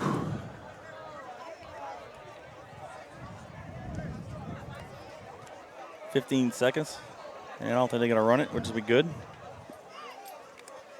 10 seconds. And that's it. 3 seconds. 1. And that is the ball game. The John Curtis Christian Patriots defeat the Landry Walker Charging Buccaneers by a score of 72-12. The Patriots improved to 3-0 in the season. Landry Walker falls to 1-2. And that is the end of a pretty good ball game for the Patriots tonight. No doubt about it, Kevin. Great game. Good to finish on top, and very impressive victory. For that entire game, for our premier post-game sponsor, we want to say thank you to National Temperature Control. Family owned and operated with over 40 years of experience in keeping people comfortable all over the greater New Orleans area. Frank Massico Jr. and son Frank III are fully licensed and insured. They service all makes and models of heating and cooler equipment. Some of the services are annual cleanings, preventative maintenance agreements, monthly filter changes, indoor air quality, UV lights, sealing and installing ductwork, air grills, bathroom and kitchen ventilation, and even provide 24-hour service. So wake them up, give them a call, 504-467-0440. That's 467-0440, or visit the website at ntcnola.com. So I want to say thank you to the Masco family, Mr. Frank, CC, little Matthew, little Frankie, Logan, Madeline, Sherry, and of course, my good buddy Frank. And of course, he's the president of the men's club. So we want to say thank you to Frank and his family at National Temperature Control, our premier post-game sponsor. We thank you for your support of the Patriots. Well, it was all Patriots from the get-go. The Patriots won the toss, elected to receive, and went on a 4-play, 71-yard drive, taking 1:20 off the clock. Guggenheim hit Ogeron with a 39-yard touchdown pass. McCready's PAT made it Patriots 7, Charging Buccaneers 0 at the 10:32 mark of the first quarter. When the Patriots got the ball back, they went on a 1-play drive, 61 yards in distance, taking 9 seconds off the clock. Shane Goins did the honors with a touchdown run around the right side. McCready's PAT made it 14-0, and that's how the first quarter ended. The Patriots got back on the board with 9:05 to go in the second quarter. Guggenheim had a 1-yard touchdown run. McCready's PAT made it 21-0, and that capped off a 7-play, 57-yard drive, taking 1:59 off the clock. Landry Walker got on the board a few minutes later at the 5:55 mark of the second quarter. Hudson hit Mosley on a 5-yard touchdown pass. They missed a 2-point try, and the score was 21-6. And then with 3:25 to go in a half, Corey Wren had a 40-yard touchdown run. McCready's PAT made it 28-6. They cap off a 6-play, 80-yard drive, taking 2:16 off the clock. The Patriots got the ball back after stripping the Landry Walker runner with the ball, and with 28 seconds to go in a half, Poole had his first touchdown of the year. He scored from 2 yards out. McCready's PAT made it 35-6. That was a 5-play drive that went 39 yards in distance, 1:53 coming off the clock. And then the Landry Walker Charger Buccaneers didn't quit. They went 80 yards in at 28 seconds, and with no time left, Hudson had a 16-yard touchdown run. They went for 2, missed it, and the score at half was 35-12. Patriots got on the board first in the third quarter at the 10:18 mark. Corey Wren had a 34-yard screen pass. The Patriots missed the PAT, and that made the score 41-12. And that capped off a 2-play drive, 34 yards in distance, and only took 17 seconds off the clock. And then with 7:15 to go in the third, Angelo Anderson had a safety, adding the 2 points, made it Patriots 43, Charging Buccaneers 12. And then Ronald Poole got a second touchdown of the game and of the year at the 3:16 mark of the third quarter from 5 yards out. The Patriots added the PAT, and that made it 50-12. That capped off a 9-play, 55-yard drive, taking 3:50 off the clock. And then with 3:08 to go in the third, Morgan had a pick 6 from 20 yards out. The Charging Buccaneers forgot to line up to guard the PAT, and the Patriots had a muddle huddle, got the 2 points in. And the third quarter ended with the Patriots leading 58-12. And the Patriots scored 2 more times, 7:05 to go in the game. Taylor had a 6-yard touchdown run. McCready's PAT made it 65-12. That capped off a 9-play, 53-yard drive, taking 5:34 off the clock. And then all the backups, the 4th and 5th and 6th line guys were on the field. And little Michael O'Brien, Jr., had a 29-yard quarterback keeper around the left end. And McCready's PAT made it Patriots 72, the Charging Buccaneers 12. That capped off a 7-play, 36-yard drive, taking 3:51 off the clock. And that is a school record most points ever scored in a ballgame, 72. Danny, your assessment, pre-district schedule, how the Patriots have played up to this point, even tonight included, as we go into district play next week against St. Aug? Well, here's the bottom line. I'm excited about it. I tell you one thing. I mean, I don't want to talk too much, but we're getting better, and that's the bottom line. I think offensively, defensively, special teams, we're getting better. And obviously, offense is playing very well, being very efficient with the ball. 72 points, you can't ask for much more than that. So we're going to continue to get better, and it's been fun to call. It's been fun to watch. So I'm liking what I'm seeing so far. Yep. Well, we'll keep it short tonight. We're ready to go home. We're all hungry. We hope you enjoyed the broadcast. We appreciate you guys listening to us always. The Patriots open up district play against the St. Augustine Purple Knights next Saturday. That's September 28th, 7 p.m. We'll have a pregame at 6:45 on JohnCurtisPatriots.com via YouTube. So on behalf of Gord Bear, Robbie User, Danny Wimpron, and Kevin Fayard, till next week, go Big Blue. God bless.